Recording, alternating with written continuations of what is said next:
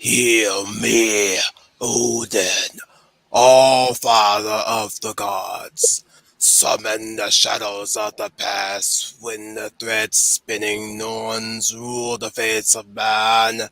Hear of a prince's vengeance quenched at the fire gates of hell. A prince destined for Valhalla. Hear me. And hear me too from the tank. What an opening.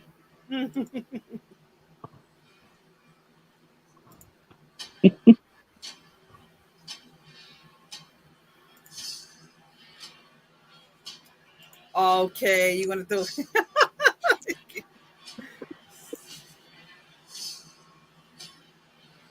Okay, get me in the mood. Okay, well, hey, what the? How we go from hot bodies to uh, uh Just roll with it, Leia. Just roll with it. I'll roll with it then. We're getting some testosterone and some Sonic here. Yes. Him sweating water, Thor and water is always good. And back to the. Oh, there we go.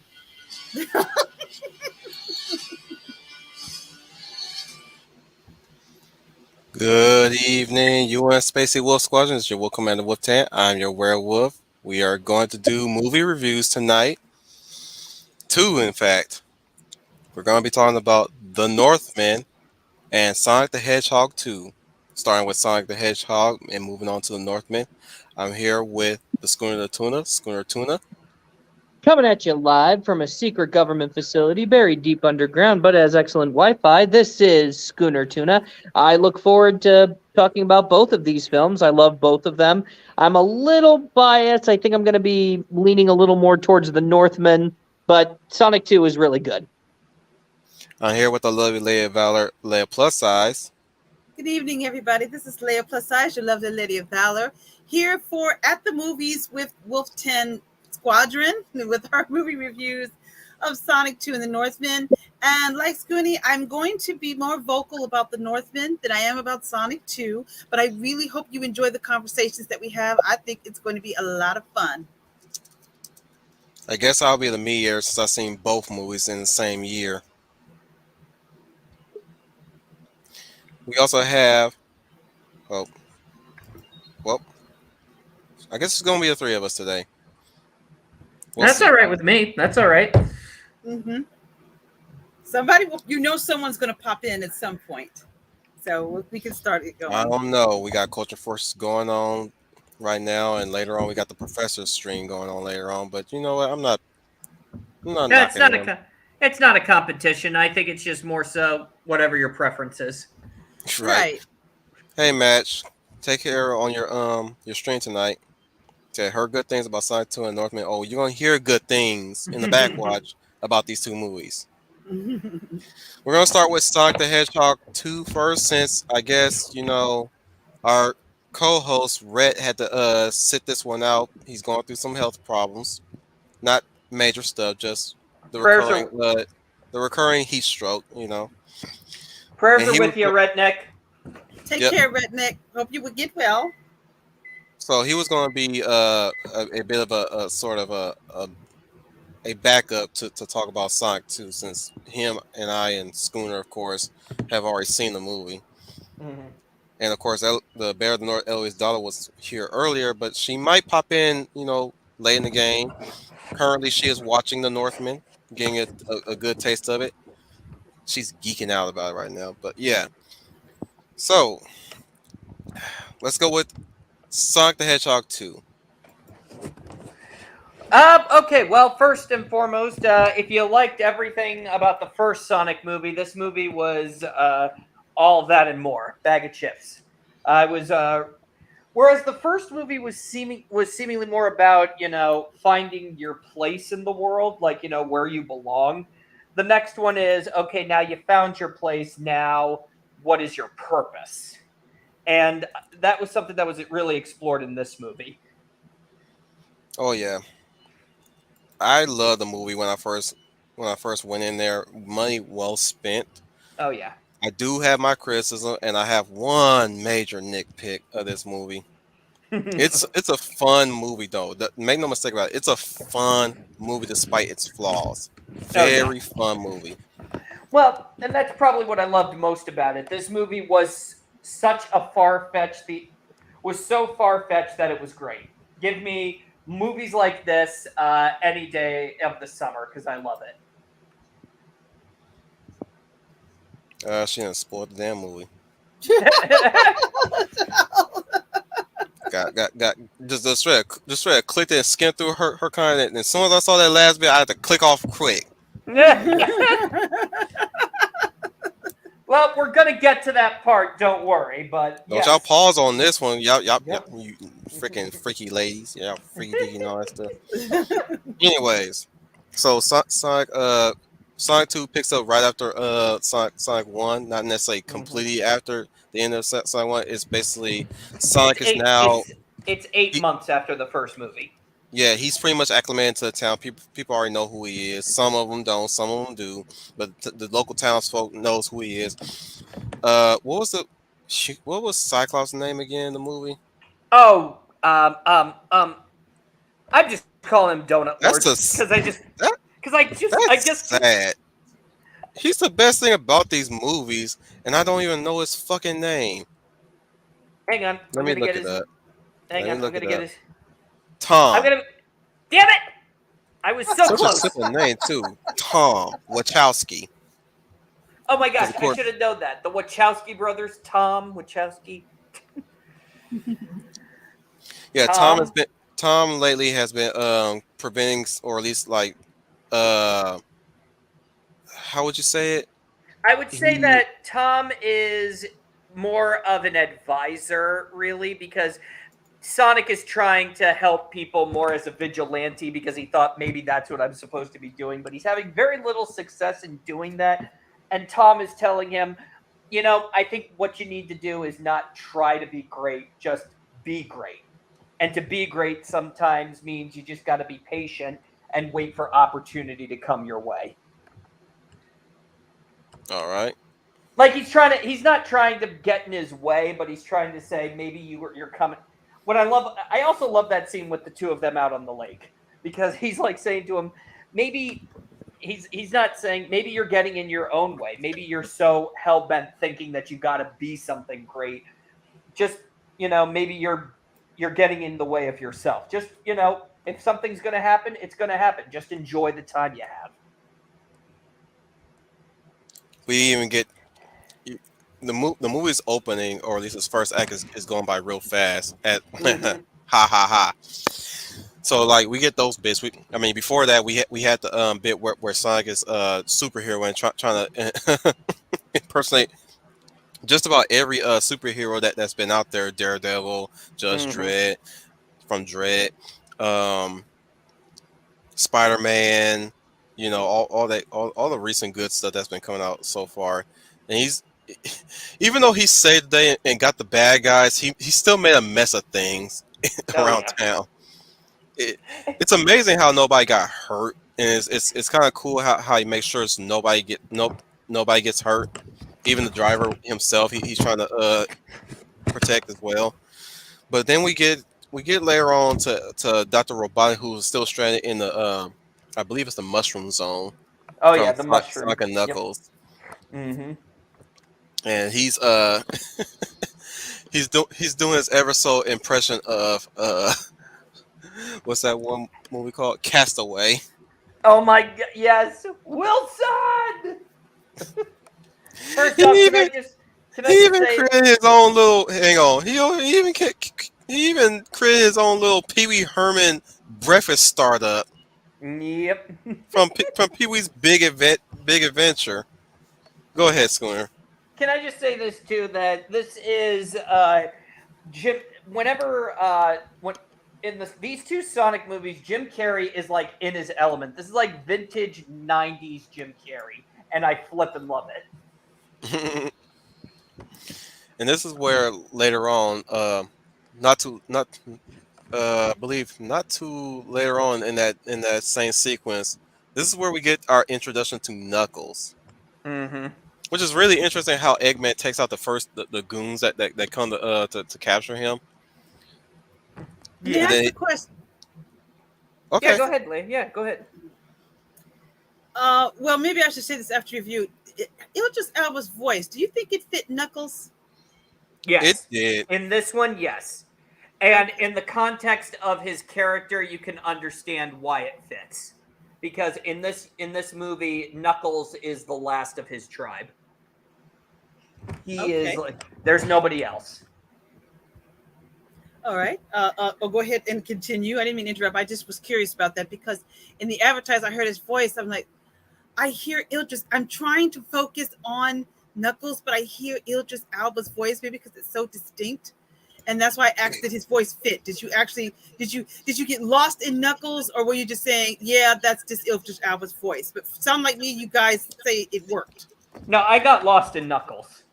Okay. All Well, right. the thing is, there's now that you bring up the voice, I'm about to voice one of my nitpicks. Um, okay, I already brought up that Knuckles meets up with Eggman.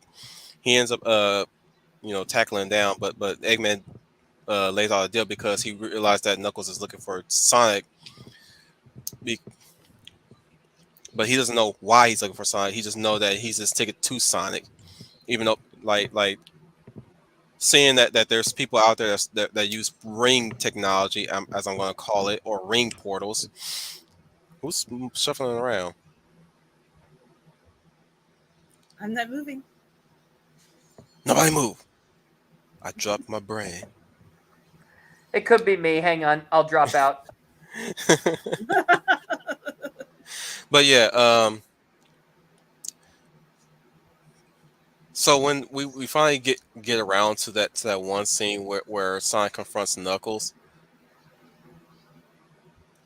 there's a line that Knuckles says that I prefer the trailer's version's line, and the line was, "Do I look like I need your power?" Hmm. Oh wait, Oh, let me see if I find the quote. yeah, that. Oh, yeah, yeah, yeah. I agree because I don't. I hate it when they do this. They advertise it in the trailer, but when you go and see the movie, they do something completely different. They do a it's like they do a completely different take that's less threatening or less more badass than the way how Hmm. the trailer showed it. And the movie's version of do I look like I need your power, it's so underwhelming and and muted. Hmm. Like in the trailer, it's like Sonic is seeing Eggman. He, well, at least the way how it's edited, it's like he sees Eggman, like, okay, it's just another day at the job. So he's ready to tackle Eggman, but he gets caught by Knuckles, or at least he's facing Well, he up gets against hit. Knuckles. He hit Knuckles hits him with a blow, and that's when Eggman says, "Oh, Sonic, by the way, where are my manners? Have you met Knuckles?" Or before that, he's like I see, I met your kind before. You're here to get my power. He just attacks him.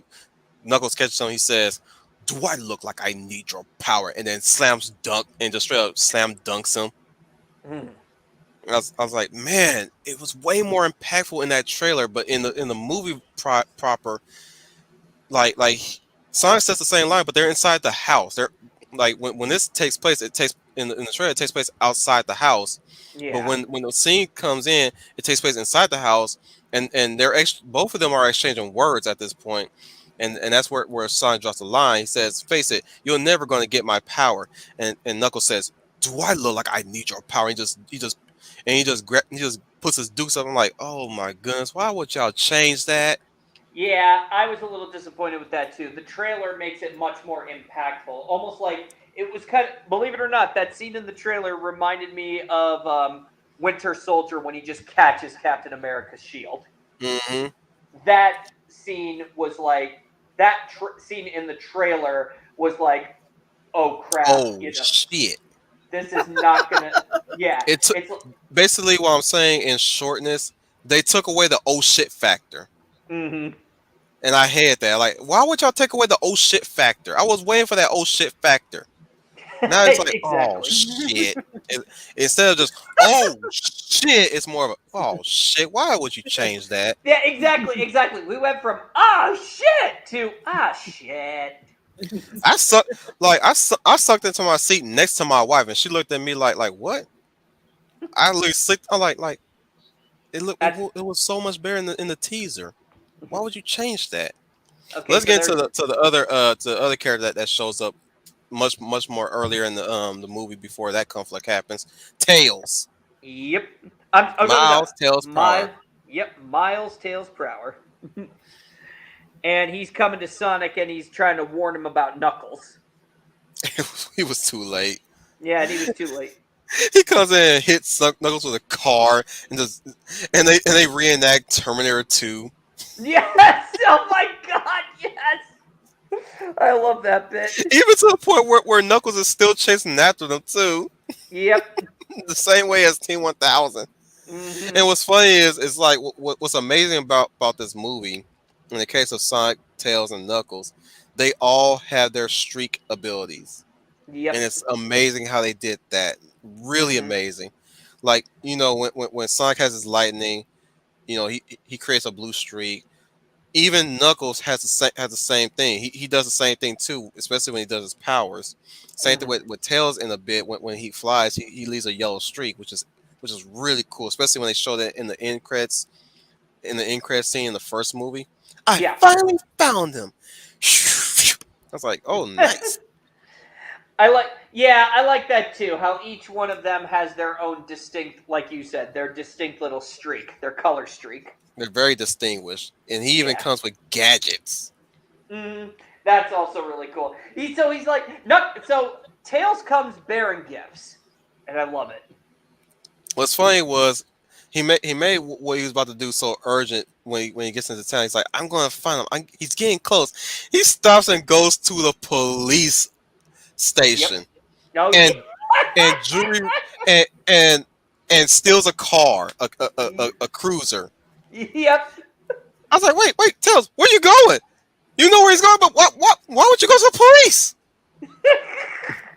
I kind of cracked up on that because it's like the way how the wording of it and the way how he penned it, he just walks straight up to the station. I was like, Hmm. wait, what? Wait, is he gonna? Well, because that's the whole funny thing is he's walking in like a normal person would, and you're like, wait, what's going on here? And then he steals a car from the cops. I'm like, wait, what? What the? Yes, this is the crazy crap I enjoy. Mind you, we don't see him steal the car. It just cuts to the next scene, but it's funny. It's just funny. It's like we skipped the whole fish out of water scene Yep. just to get right into the action. This move, make no yeah, excuse me. Make no mistake, guys. This movie is fast paced. Hmm. Pun intended. Oh yeah. I mean, this movie It only. does not slow down.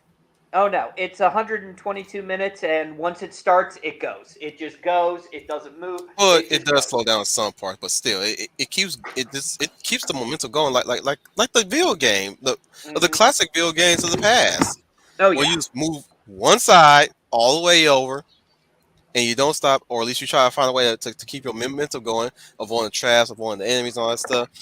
I Hmm. mean, geez, when Eggman came back, like man, lots of gaming reference, especially the buzz bees or the buzz wasps. What do they call it again?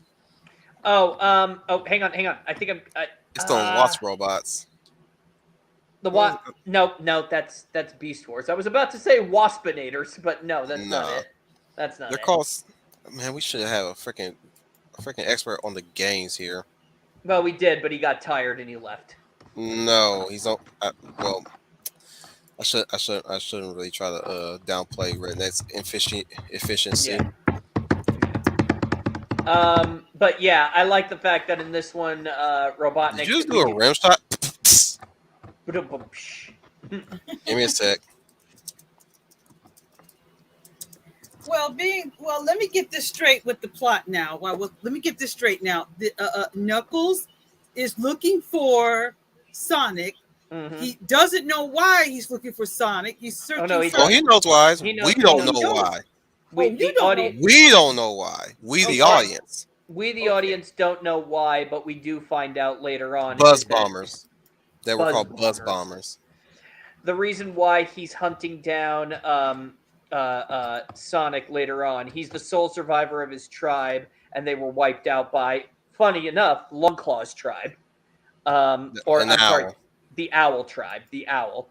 Um, but he wants to destroy Sonic because it was a tradition, essentially. Not It was essentially.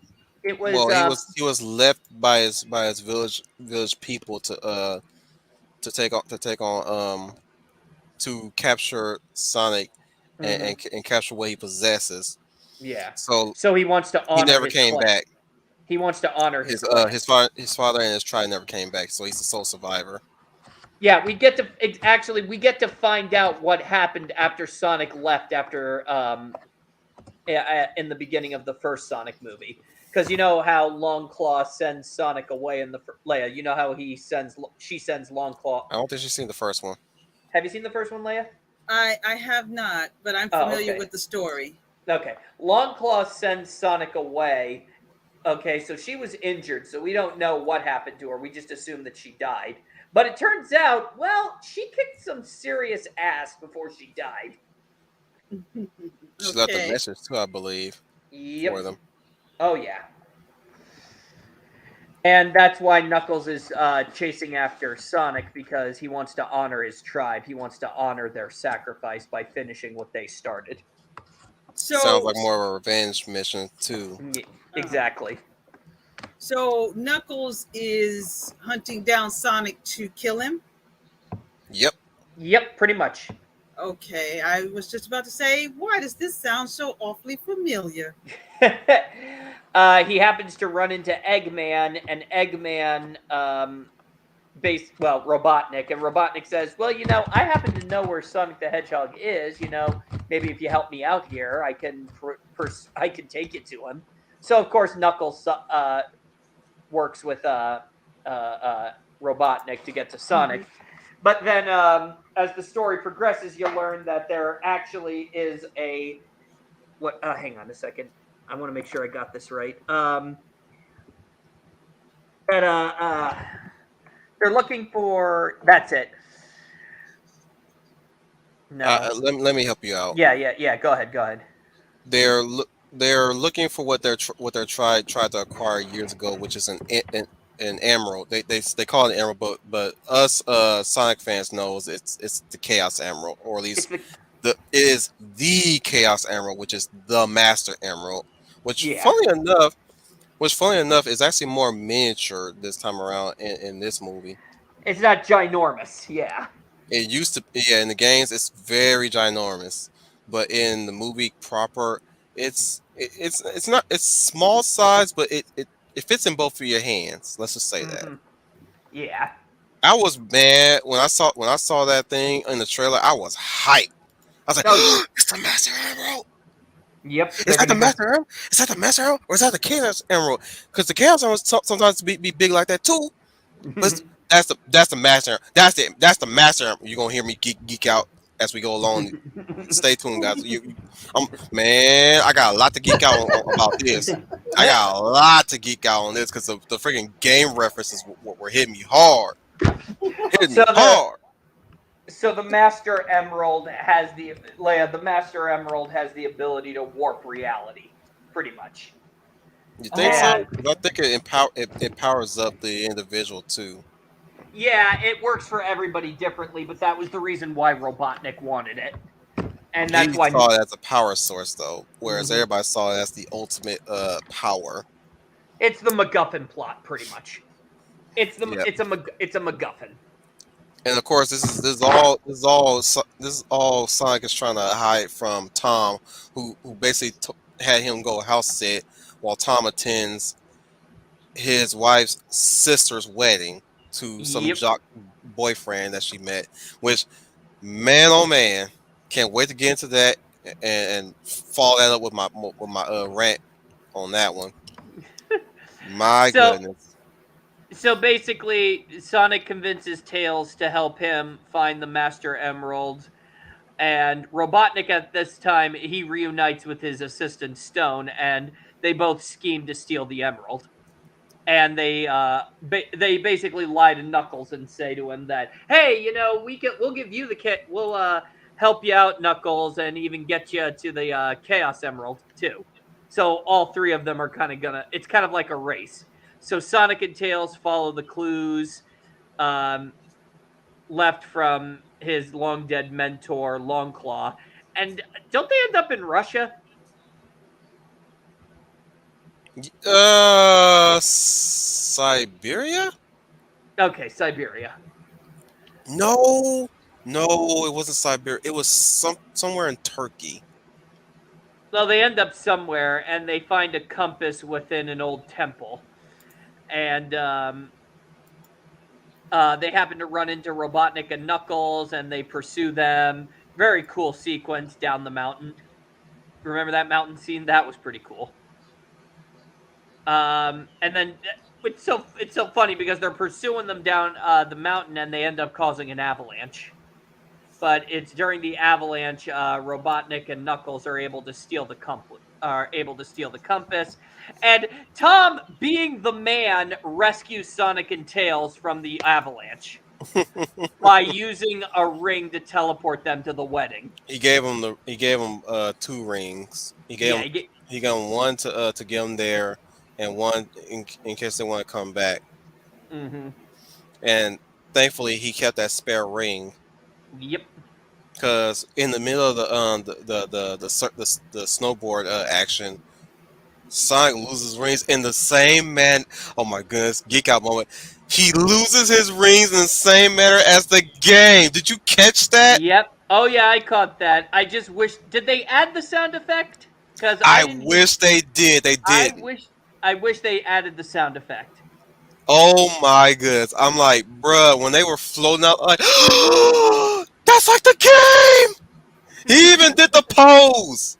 He even Yep. did the pose when he It, gets hit. yep. And all that Oh, was missing was the sound effect. yeah, I think they kind of made something similar to it, but like I said, like man, I was geeking. Like they were really embracing the freaking games here. Oh yeah.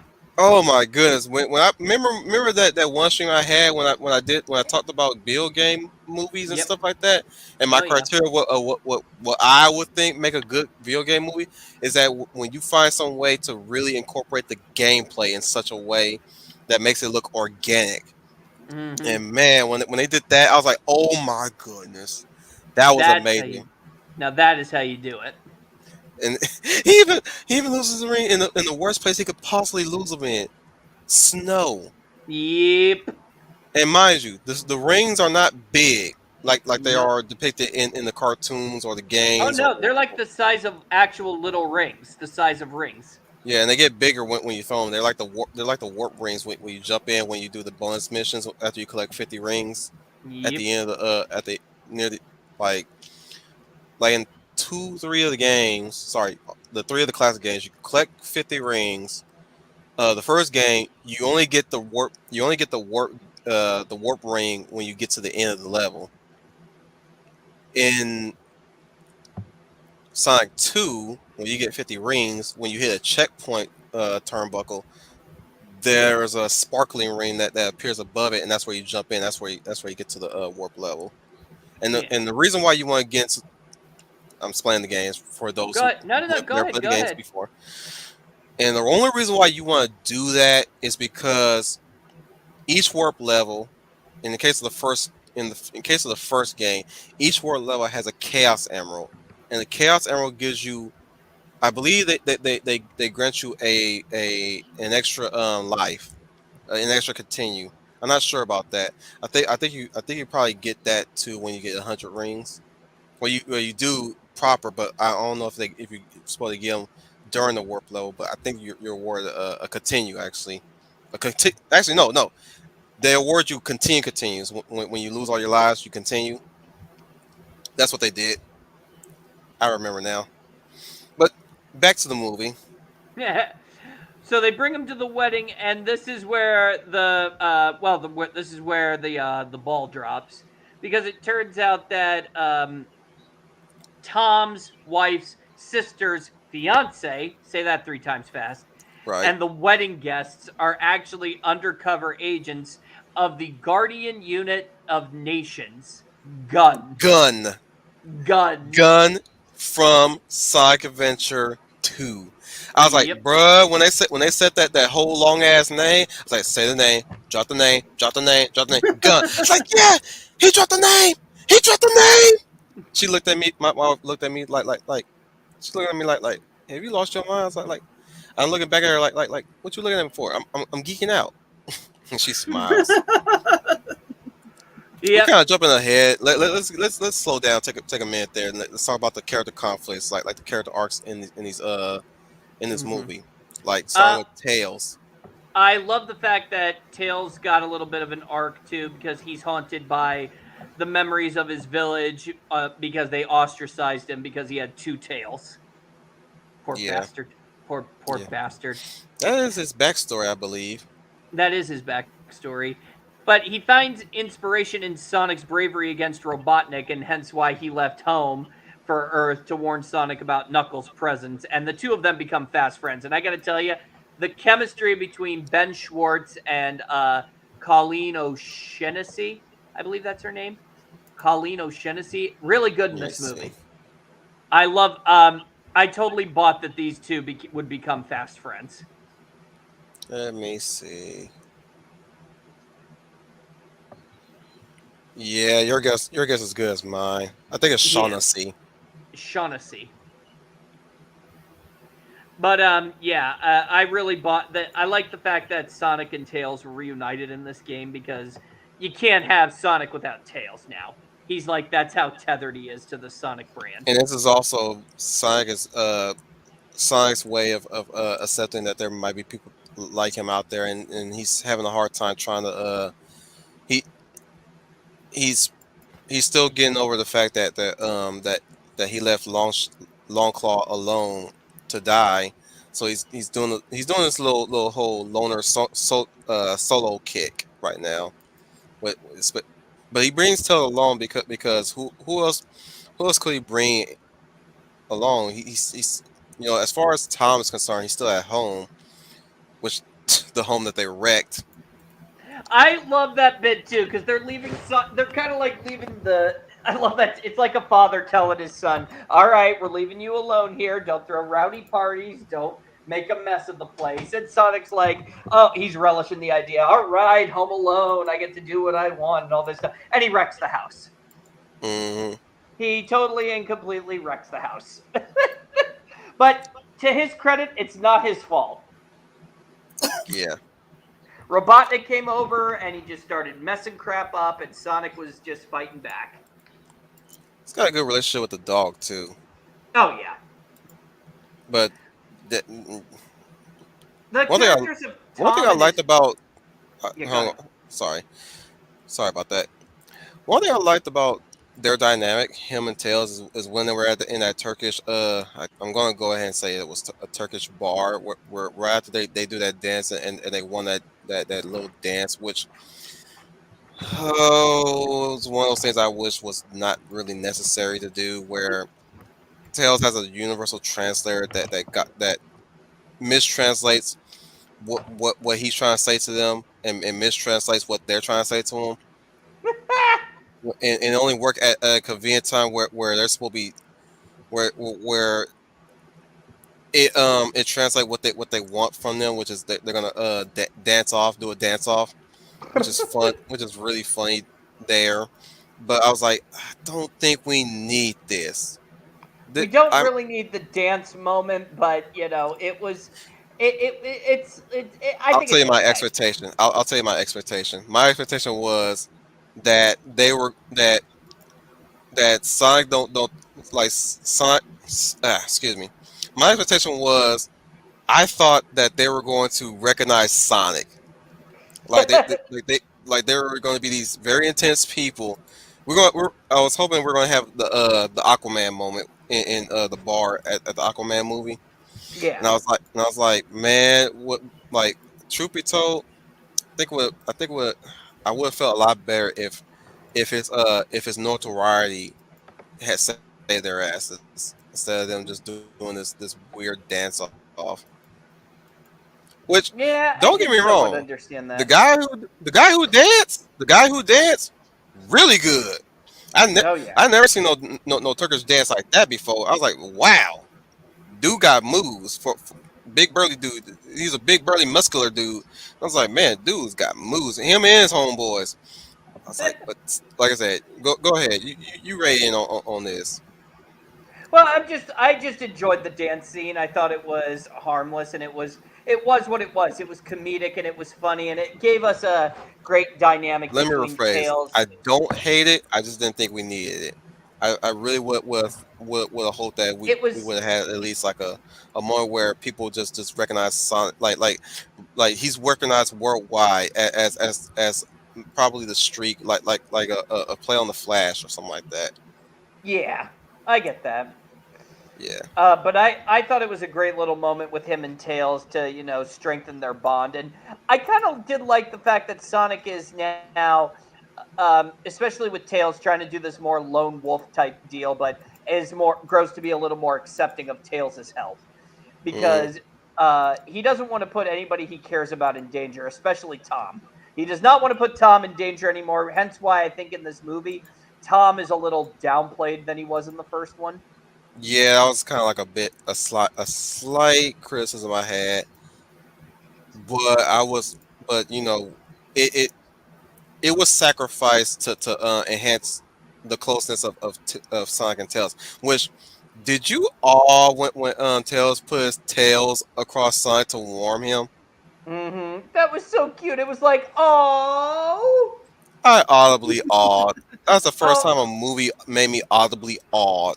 I I'm even heard like, the people who also the people our audience even they said aw. well, because it was showing that Tails really does like Sonic a lot and he cares for him. He's his bro. These two became total bros. Yep. What I also liked was now mind you, usually usually usually I would be mad at side note, usually I'd be mad when the audience talk too damn much during the movie. Mm-hmm. This is where I was like, you know what? You guys earned this. This movie is great. Oh yeah. Normally I'd be pissed off at how many times you guys are talking, but it seems like the kids well really the kids were well more was well more behaved than the adults. But yeah, let's move on. Go ahead, Schooner, take it away.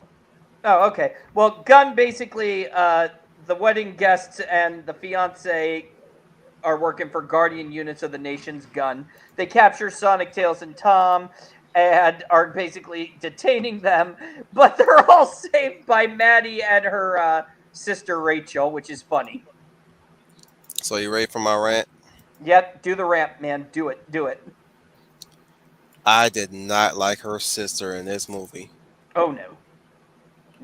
I No. liked her. I liked her in the first movie though. But Mm-hmm. man, oh man, wow, like wow, why would the why wow? Oh my goodness, she became a stereotype Yeah. throughout this movie. Yeah. Loudmouth and a fat joke too. Like throughout the like rather the wedding was crashed and they're going off to help Tom rescue Sonic and Tails because they're detained right now. Tom is I believe Tom is also taken away. I believe. Tom is taken too. Yeah. All Yeah. three of them are So they're arrested. they're going out to rescue Tom and them, and all throughout while they're getting close to where the small facility, or at least not small facility, Where the detention center where they're being held. the front that's covering the detention center that they're in. Yeah. When they're hey William, when they're going when they're getting closer to that, her sister is just gorging on the food and beverages of the wedding. Yep. Like Ye- she's so nervous that she's nervous eating. I'm like, what you nervous for? You acting like you never been through this before in the first movie. What you nervous for? Why you eating? Why you drinking? I agree. I am sitting here just tripping off the fact that I'm questioning a fat bitch eating and drinking on a serious mission. Hmm. Sorry, Oh, so I Leia. agree. No, I agree with what you're saying, Wolf. Is that she kind of, I don't know if this was intentional or not, but she became a caricature, and I just like. Okay, first off, in the first movie, I can get why she's the annoying sister, because she's so out of the loop, and it was hilarious what they did to her that they tied her up. That was funny. But I in gotta this, pee.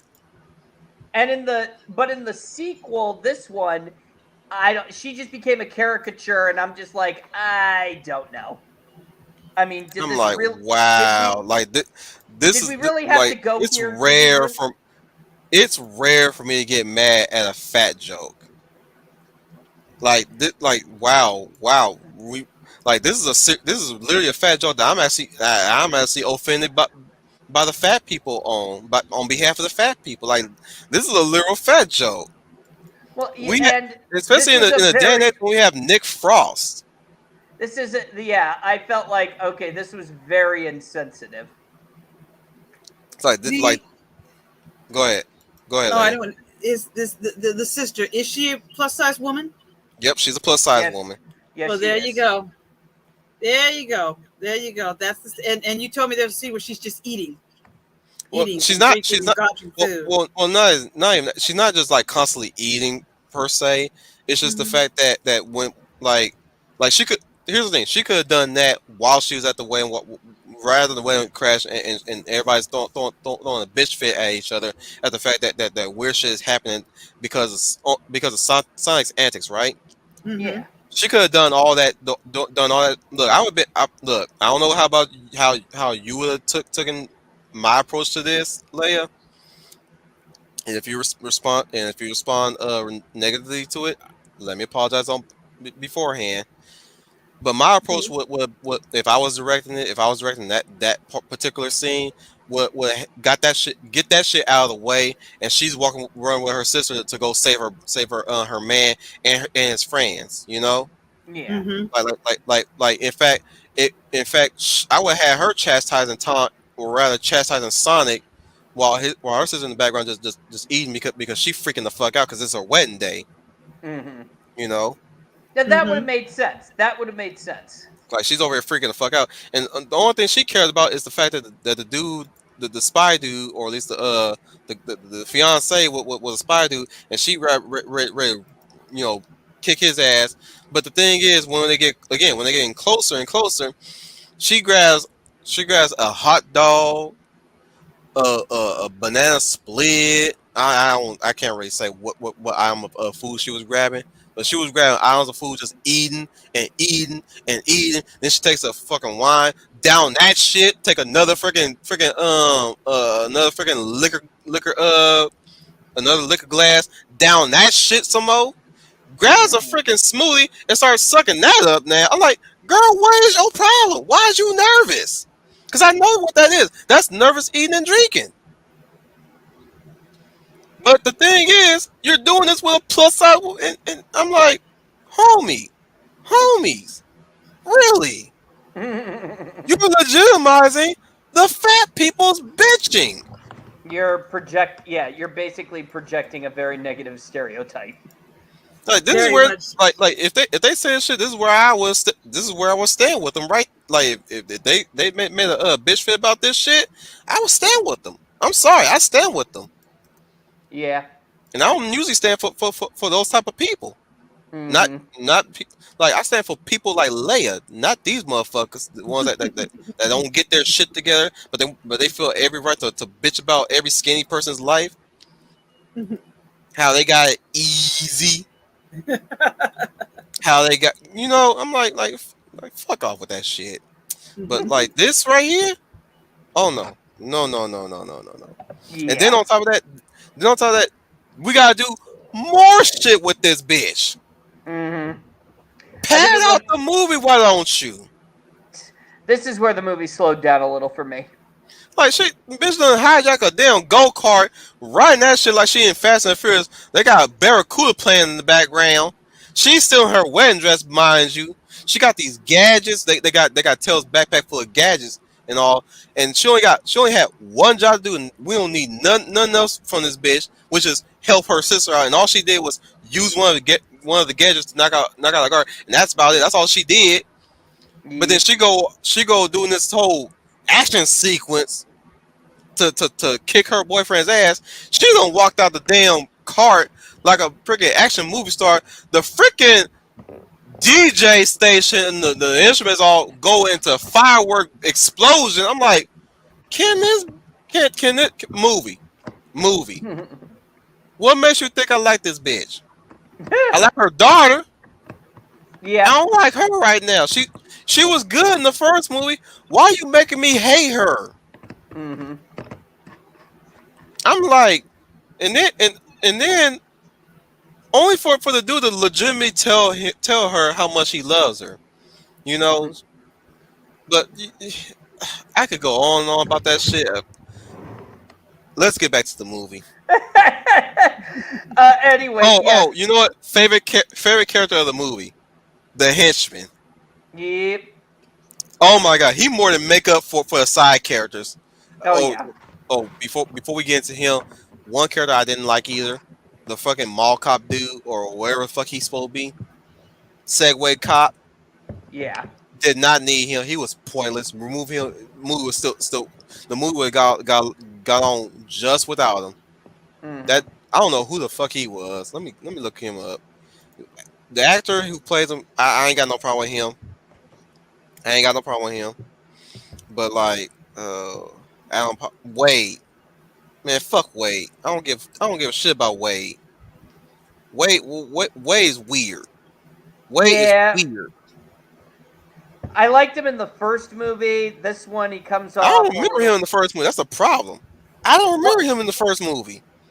He Oh, barely he barely exists in the first movie.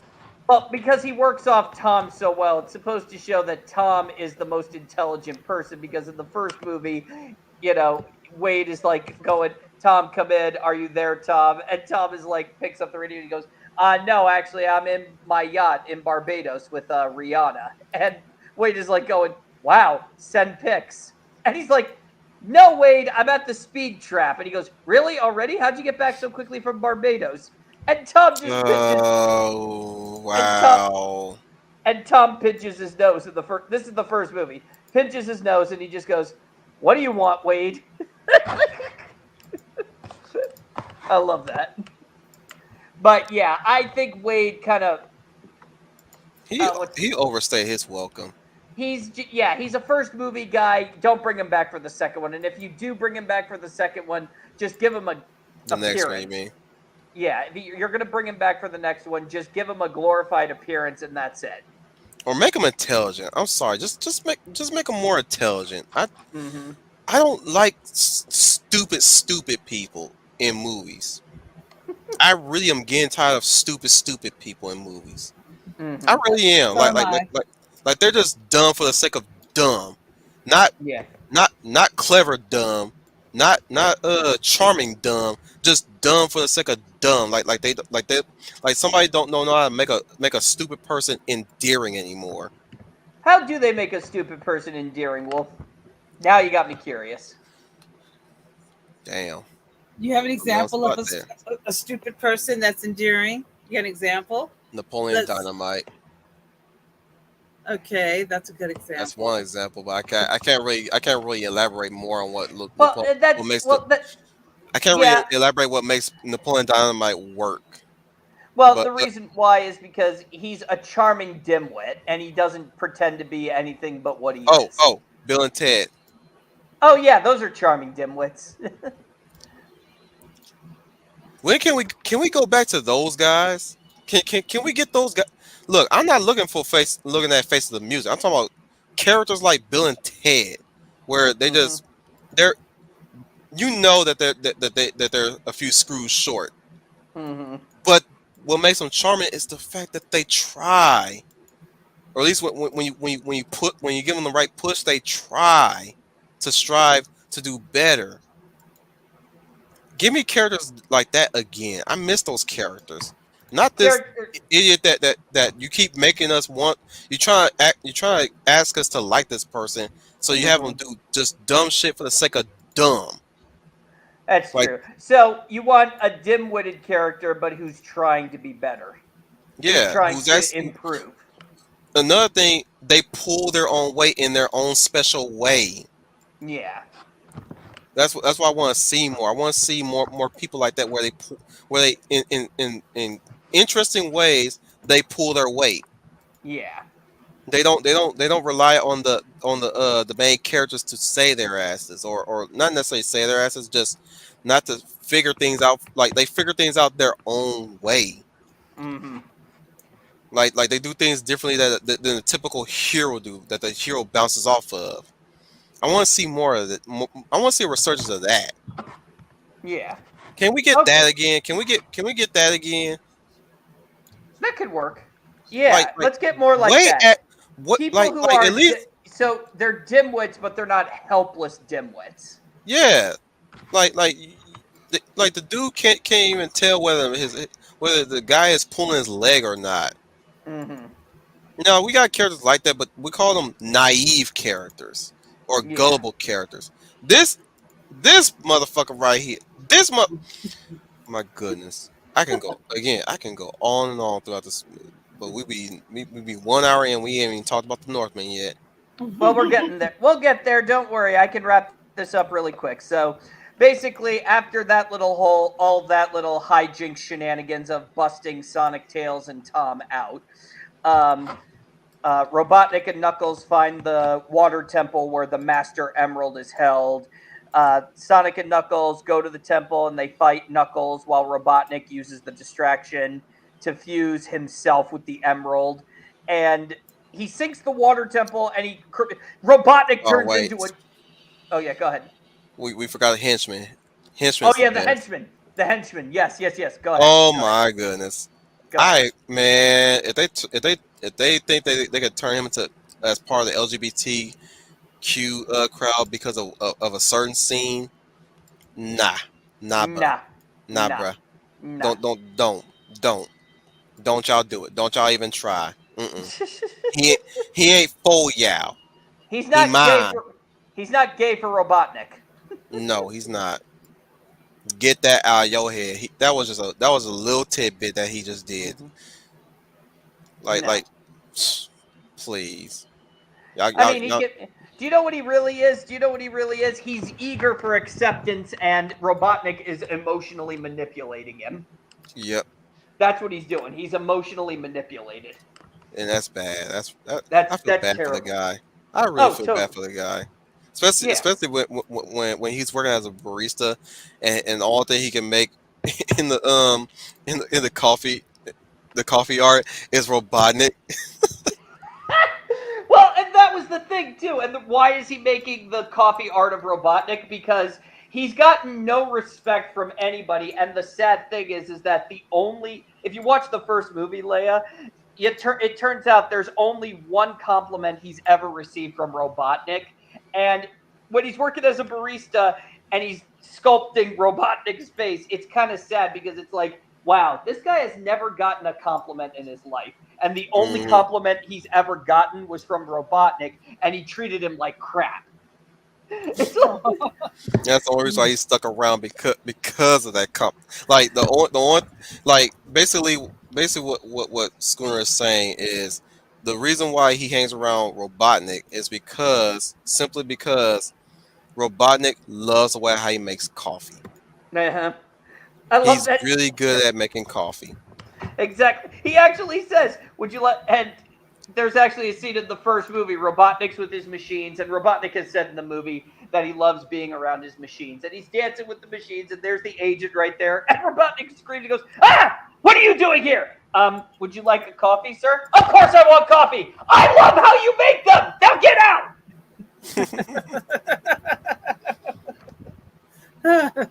You need to watch these movies, Leia, just for Jim Carrey alone. I think I'll Oh, check them out. I'll tell you right now, Jim Carrey makes these. Jim Carrey is the second half of these movies. Sonic is the one portion of the movie. Jim Carrey is the second portion, and he does evil so well. You know what? We haven't really talked about Knuckles that much, Yeah, let's get to Knuckles. especially how he Knuckles. bounces off of Robotnik. Oh my goodness! Oh yeah, There is a Knuckles. scene. Oh Sorry, yeah. sorry, Schooner. Go There is a ahead. Go ahead. scene where they're um they're texting Tom. Hmm. I think they got a hold of Sonic's uh phone, I believe, and they're texting Tom, and Knuckles is reading the texts on the screen intensely. I know that's another thing that I love. Idris Elba is playing an intense Knuckles. Okay, like he's the serious, no nonsense type. But even in the comedic scenes, he's doing it so deadpan serious. Leia, they get the text, and he's reading them in a dramatic fashion when they're hilarious. He goes, "How are you? Is everything okay?" I get you. Dot dot That would. dot dot dot Dot. dot. More dot dot dots. What is with the incessant dots? What is the infernal dots? Do they imply something? Is this a secret code that they have? Oh my goodness! In the way how he talks, we didn't even really get into to describing how he talks. He talks like Starfire. He talks like a male version of Starfire, and I Mm-hmm. love him for it. I love that. I was like, man, this is Starfire's speech. If This is there, if Starfire speak. if I there call was it ever, Starfire speak. yeah, it's Starfire talk, broken English. It's broken English, but you can understand them. And I think what if I ever picture a male Tamaran, Starfire's alien species she's from, that's who I would picture. Idris Elba. You're familiar with Starfire, right, Leia? Yeah, isn't she with the Teen Titans. Yes, yes, very familiar with her. Yes, when you said that, I understand exactly where you're coming from. We're speaking more of the cartoon though. Yeah. Yes, yes, I'm familiar with the cartoon. Yeah, it's like I also want to. go ahead. Go ahead. I also No, no, want no. to You go. say that I love how they gave him an organic redemption story because he ends up working with Sonic and Tails in the movie. He actually switches. Yeah, Leia. If you don't know, Knuckles switches sides in the movie. He's a bad guy turned good guy, and it's a very organic way because it turns out when Knuckles finds out Robotnik has betrayed him, he's about to die. Sonic saves his life. Sonic convinces him, "Hey, you got to fight for me because you fight on our side because this guy's an a-hole. Let's work together." Knuckles reluctantly works with Sonic, and at the very end, well, you know how this whole song and dance goes. They they Yep. beat the bad guy. Knuckles says, "Sonic, yeah, you're okay. You know, you're okay. I guess maybe sometime in the future we'll work together again." You know, it's like he's like one of those. So does that mean we're friends? Don't push your luck. Oh, I he's get very you. good with handshakes too. Oh yeah. He'll definitely have a like anybody who wants to hire him. They, they they won't have no doubts about hiring him once they get to know his grip strength. Oh yeah. Knuckles is insanely strong in this movie. Well, As Knuckles he's was. Yeah, that's yeah, what he was supposed to be. His strength. He was not. See, everybody thought, "Oh, is Knuckles faster than Sonic?" And I'm like, no, but he is stronger than him physically. He's physically stronger than Sonic. anyways, so one thing to point out that man, I know I shouldn't say this. You know what? I shouldn't say it. I rather everybody who's never seen this movie go out there and see it for themselves. Because goodness gracious, there's a lot of good stuff that happens in this movie, and there's also a good end credit scene. But long Oh, end of it, we're not gonna don't spoil the end credits. yeah, no. No, well, not the end credits. Avoid any social media about Sonic the Hedgehog 2, please, because my my audience, we uproariously howled when we saw the scene. And I was when Gunn had popped in, I was like, does that mean? Does that mean? Oh shit! Oh shit! And then when it finally happened, I was like, oh shit!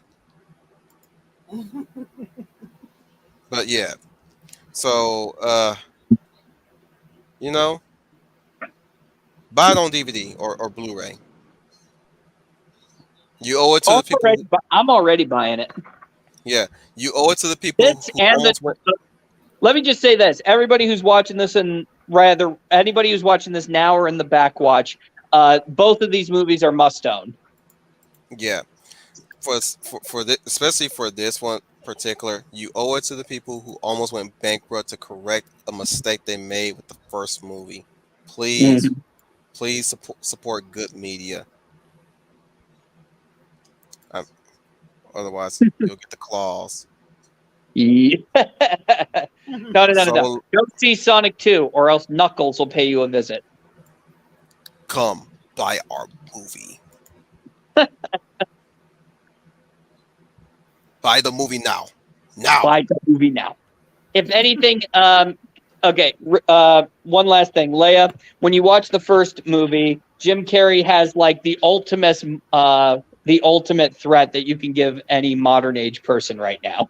He tells one of the generals, "Is he still looking at me in a condescending manner?" "Yes, he is, sir."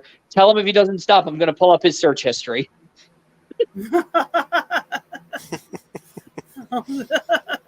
That's the greatest threat you can give to anybody in the modern age. Yes. If you don't shut up, I'm going to pull up your search history. Yes. Very Love it. powerful. Yes. Love it. All right. So, y'all ready to get into the Northman now? Here we go. Yes. This is Yes. it. This was the first one, the first movie, dress rehearsal. This is the main show. All right. There it is. Skarsgård's workout routine. Man does not miss a chance to bulk up to sculpt Nope. his body. And There you go. I All in very his much bloody glory. appreciate. Bloody, sweaty, dirty glory, Leia. There you Yep. go. That is I don't think- totally masculine. Yep. I don't think Oh, he it's, even it's a knows what masculine movie. Yes, No, yeah. I like that. Oh my God! Talk about testosterone. I felt like I, after watching this movie, coming out of this movie, it's like, wow, it was like a day at the gym. I I got very that, happy to see it. man. I got that 300 high after watching this. Mm-hmm. Too bad I my was- boys wasn't with me so I can punch one of them. I was over the moon of pure, unadulterated masculine testosterone. Women love that. So I am glad to see that pure manly. As I said, please make this manually. I don't want any fem stuff, garbage. I want this to be pure masculine. I was so happy to see it. That's one reason why I Love and enjoyed Thunder it. tried to counter that and they failed. Oh Yep. my Oh, goodness. they did. Everybody tried to counter it, but it failed. Now, I will say this: the movie, upon its initial release, did not make back its budget. However, Mhm. streaming services and apparently pre-orders are really high right now. So it's looking I like think- that. I don't think we're going to get a sequel, but at the very least, this movie has achieved Why its would we want a notoriety. sequel? No, we wouldn't want a sequel. Considering what happened in the end. Well, we're not going to get. Well, Yeah. I know that, but I'm just saying, if anybody wanted to make any more movies like this, I hope we can get more movies like this. Well, let's just hope Robert Eggers keeps that momentum going. Well, Robert Eggers has actually stated that he this was his first big budget. If anybody doesn't know, Robert Eggers is the director of The Witch and The Lighthouse and The Northman, all of which started with the movie The. So keep the in his titles. Mm-hmm. But he did those three movies. But with The Witch and Northman, he had a relatively small budgets. This was his first ever real big budget studio produced film. And he was denied final edits because he was forced to make a lot of cut downs. But he has stated that he was satisfied with the movie, so he's not going to do a director's cut. He was satisfied with what he made, but he's going to go back to doing more smaller scale films because this film was challenging. And given the production history of this movie, I can see why. This was a challenging film to make. May not look it, but it was. Locations.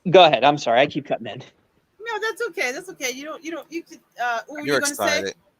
I'm very excited. Yes, I'm That's very okay. excited. If No, Skarsgård had been Thor, I guarantee you he would have gone more down the route of the Jack Kirby Thor. I think so Hmm. too. He said that himself in an interview that he has no ill will against Disney, but he definitely said in his audition he took it like the Bible. But the reason I said it is because when I look at this performance in this film, it's very Thor-like. Like, what if this was Thor stripped of all of the silliness and right down to the bare core of what a beginning of this character should be. We know this is not a superhero, but what I'm Mhm. saying is strip him bare of the bear. This is like a cross between a Greek god like Hercules and the mythology that Northman mythology that this follows. Norse. Yeah. Norse Yeah. mythology that this follows. You strip all of that away, and you just get this performance. You get a Thor like performance, but it's just in a more Mhm. serious, level-headed, mythological tone, and that's what attracted me. That's why I end up really why I like Yeah. this film. It's done in a mythological tone, and I like that. I thought I wouldn't, but I ended up coming out of the movie really liking that tone that And this that's kind what of I brings. I cannot and that's wait why to tell you what my parents how my parents were reacting to this movie. Cannot wait. and But that's let's keep going. and that's why Robert Eggers was the perfect director for this movie because like I said, The Witch and The Lighthouse, he was all about historical accuracy. And while these were Oh, both side note, yeah, quick side note. I don't think they would yeah. have survived the witch. No. I don't think so No. either. No, I No. don't think so either. Not without some sort of mystical help. You couldn't Yeah. fight. You couldn't Well, fight the witch without some sort well, of the thing help. is, mm, give me a little preview of what I'm about to say. My mom have told me while we were watching the Northman that sometimes she gets nightmares from watching certain movies. And I'm like, you Yeah. get nightmares from watching movies? Like how we used to, like how me and my brother used to when we watch a movie sometime. It's getting like Mhm. that now. She's like, yeah, I might have nightmares after this movie. I was like, I don't know, man. You probably will be okay. And my stepdad looked at me like, nah, she telling you right. I'm like, oh, Well, the well, thing about this movie is too, okay, so while this movie is not based on any historical fact, the era in which they live in is very historically accurate. This is a well, it fictitious is based story. on it's based on tomes and sagas. Yeah, but it shows how, Vikings and the people of that era would have lived and acted too.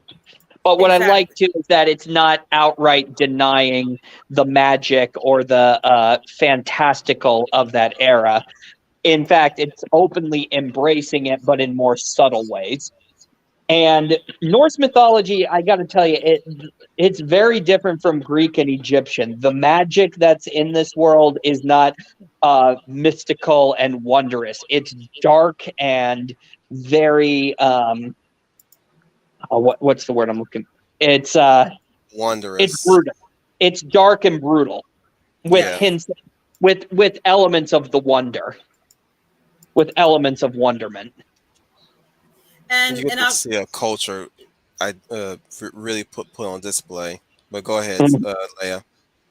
and I'm also gonna say also, and I'll get back to this, but the Kirby, when he created Thor the comic, he based it on Norse mythology.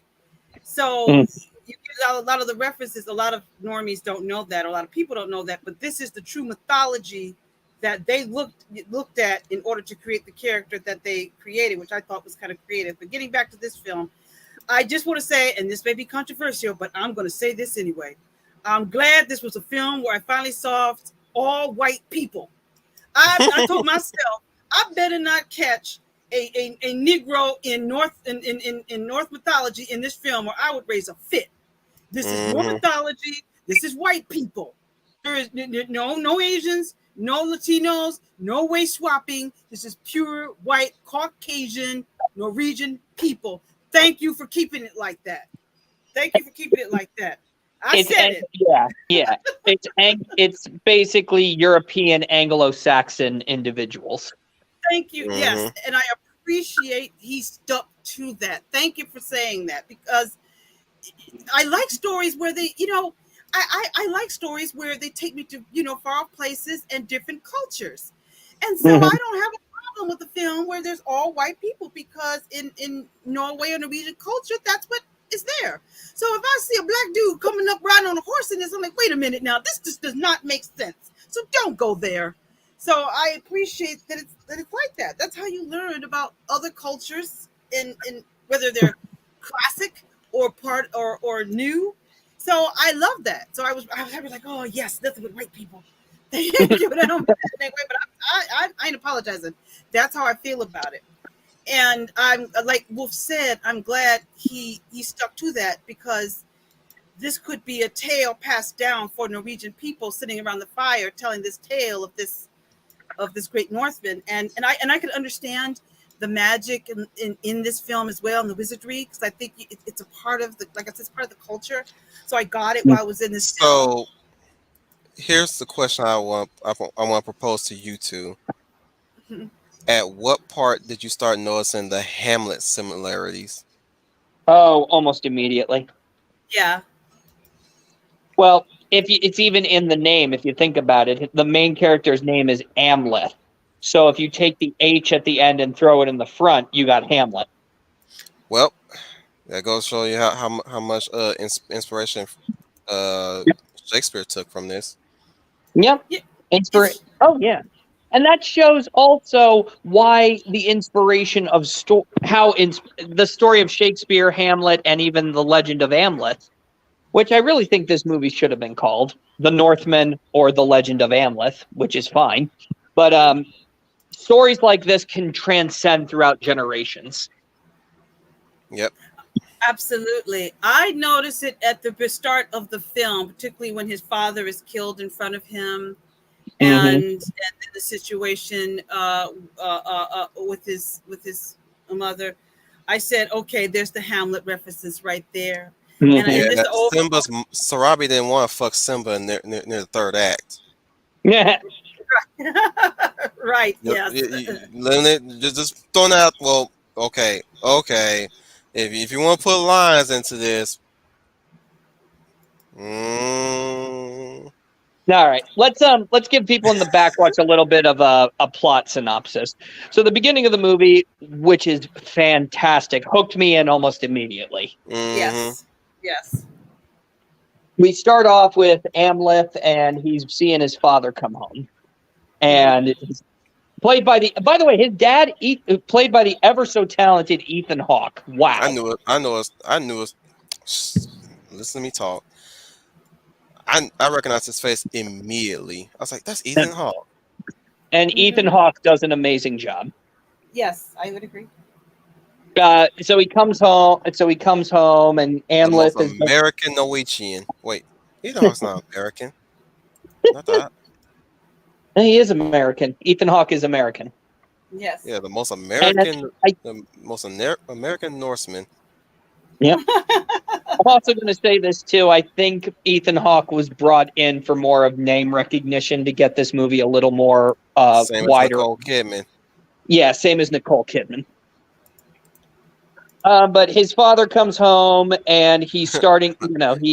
Here's a quick fun fact. Yeah. My mom doesn't even like Nicole Kidman. I can't blame her. I'm not a Nicole Kidman fan either myself. I sat Well, through the this thing before is, she's in the film. she don't like her in the same manner that, well, almost in the same manner that I don't find Halle Berry attractive like most black men out there. Wow, you are rare. Most black men Where drool when they see Halle Berry. But the reason continue. why here's the thing. The reason why I say that is because I asked her because she had the same sentiment of her again when we were watching Aquaman them watching Aquaman for the first time. I've seen Aquaman several times already, but like the same, like I asked her, "What's your beef with Nicole Kidman?" She said, "I don't even know. I just don't like her." Whereas me, when it comes to Halle Berry, people ask me like I can give you several reasons, but me at this point, I'm at my wits end where I'm saying, you know. There's absolutely I can't really pinpoint why I don't like why I don't find Halle Berry attractive. For me, it depends solely on the movie that they're in. Yeah, for me, I had so many excuses. I don't like her being paired up with white man too much. I don't like her. I don't find her that attractive like you guys do. I don't. Mm-hmm. I just could Mm-hmm. Mhm. never find a reason to like Halle Berry at all. Yeah, I've seen a lot of movies she's in. It's like even they'll even point out once in a while, like I didn't like her in that either, even though she got naked for that one. It's okay. I'm the same boat. I told someone I'm not a Ryan Gosling fan, and they almost put a hit out on me. But I told them I personally don't find him very attractive, and I just don't think he's a very good actor. They're like, how could you not? I just don't. It doesn't mean he doesn't have any talent. He just does not float my boat. So I Hmm. get where you're coming from. I don't. I You really ain't don't wet care in the for him. rain with him while he carrying you. You know. No, I'd rather be with my baby, and you know who that is. So Hmm. there goes Mhm. that. There goes that. Even after all the trouble he's got in, he's still my baby. I'm not my love is not vain. You just waiting But for him to see religion. yeah. Well, if Right anybody now can he bring, right if now he he can is have, parody stuff and not another teen movie right now. But go ahead, Spooner. I'll tell you right now, if there's anyone who can have Chris Evans have a come to Jesus moment, it would be Leia. Come Ah, to Scoony. Jesus. Oh, Scoony, you're sweet. Um, I'm just going to get us back on point here. So the king comes home. Amleth's father comes home, and Amleth's father's been injured in a fight. He tells his wife that it's now time for Amleth to go through the ritual to ascend the throne. And Nicole Kidman, the queen, is. I noticed how she's cut, which you find out later on in the movie. There's a reason why, but she's very kind of standoffish towards Amleth and even her husband, and you're kind of curious as to why. But you think, oh, she's just She trying to be. she raised her hand almost like as if she about to slap the boy. Oh yeah, because when Amleth bursts into the room and says, "Mommy, Mom, Mother, Father's home," and she's about to say, "Do not enter the chamber without my permission." She raises her hand too, and then like the moment he says that she stays her hand. Yep. They said the king is coming. He is on his way. Then we shall greet him or something. She said something to the effect that Yep. we shall meet him. So, Then we shall receive. Yeah. Then we yeah, shall something greet on him. that. Right, Yeah. something on that line. Hmm. Um.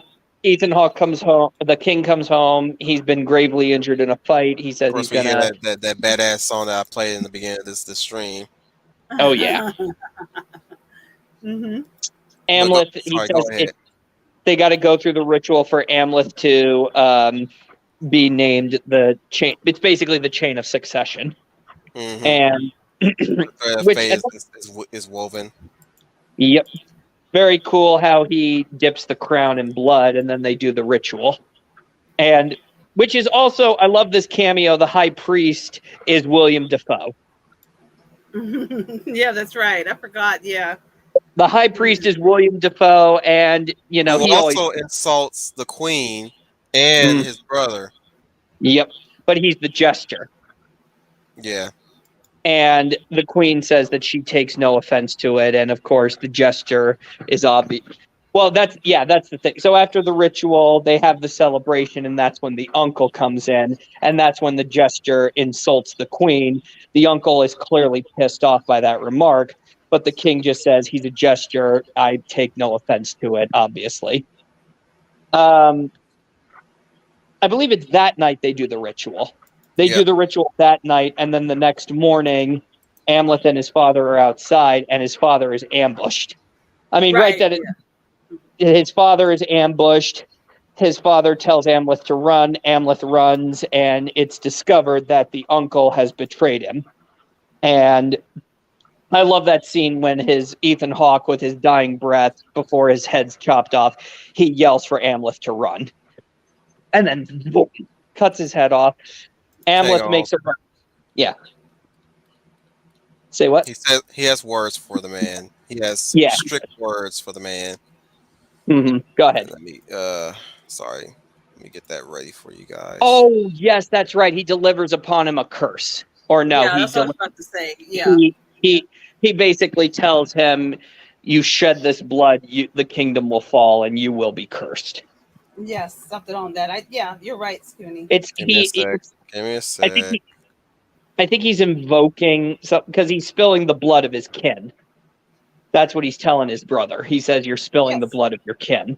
Yeah, Give me a sec. I'm that's what still I looking thought. I for it. said that I thought he was putting some sort of curse on him for what he was doing, but you just said it right there that Oh, that that for betraying his okay. family. Before that happens, let me quote Hymir the fool. This is the last tear you will shed in weakness. It will be given back when most you need it. Of course, you can hear when Defoe's voice come in when he's trying to talk like a Northman. Yeah, he says that. He says that to Amleth because during the ritual ceremony, the father strips and shows him the injury that he received, and Amleth tears up when he sees the injury on his father. Mm-hmm. And that Oh, and I that love this one too. I love this one too. Who barks? Is it the wolves or the high one? Or is it the barking of the village dogs? Hearken to me, you two-legged dogs.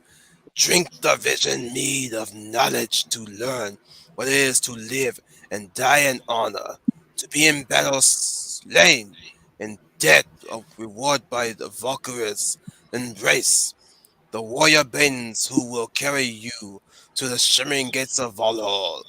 You are dogs who wish to become men. Of course, I don't. Of course, it's more dramatic than that. I just want to it's keep going dramatic. with time, It's dramatic because in the sequence, Amleth and his dad are on all fours acting like and they're wolves. acting like wolves because they're performing the ritual. Be like men of dogs and bound by flesh. Dogs, wolves who are men, who are wolves. Um,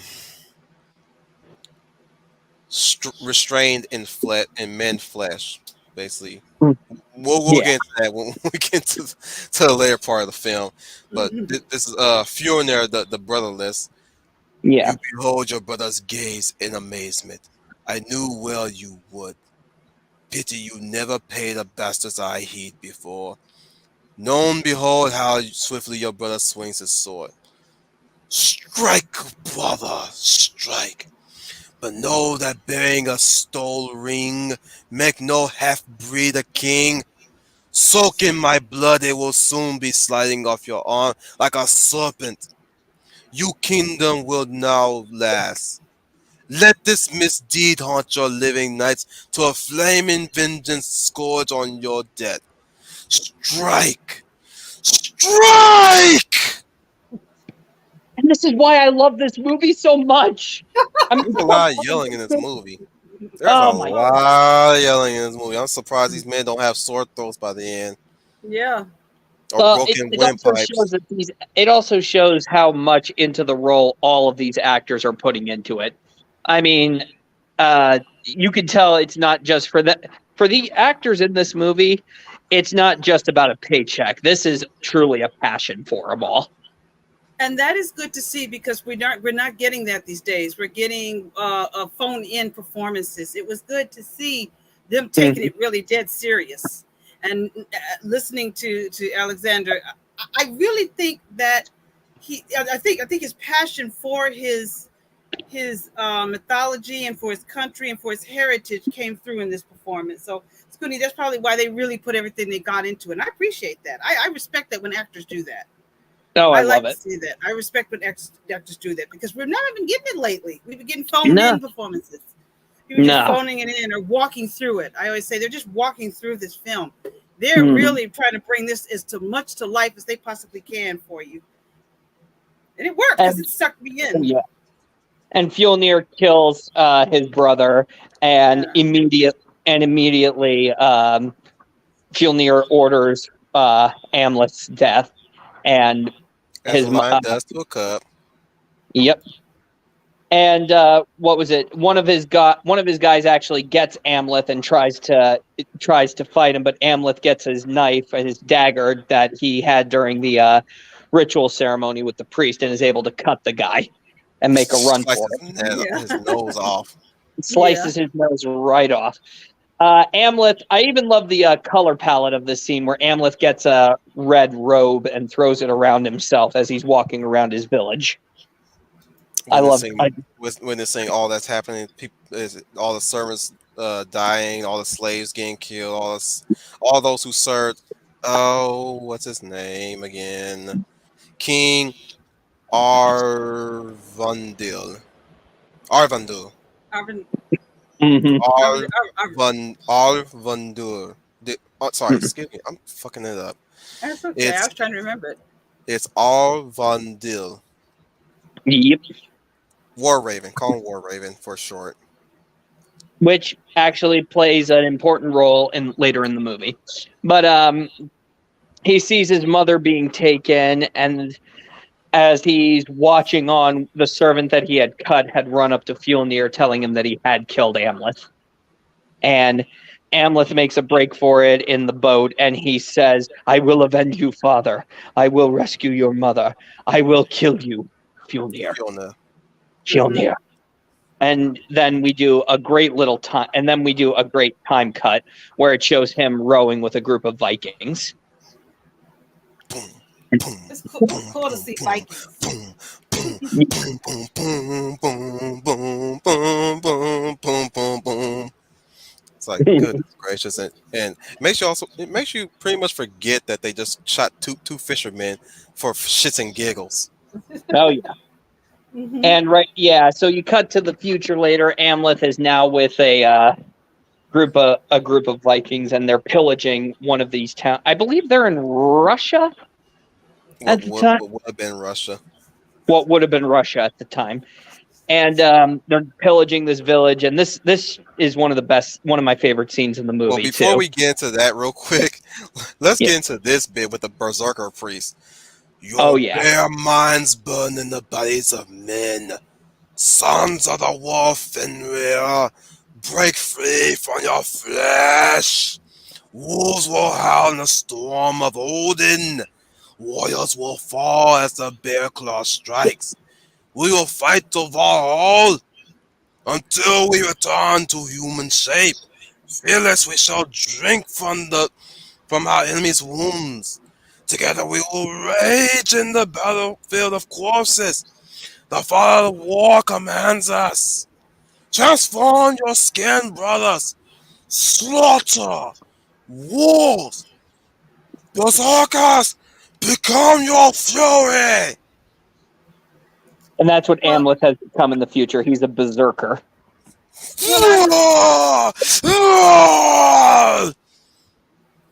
Well, I would imagine you would like that scene, Wolf. I read that whole scene. I think that mythology, it was some sort of trying to get the spirit of the wolf into them to fight, to get that to do what they had to do. They took drugs.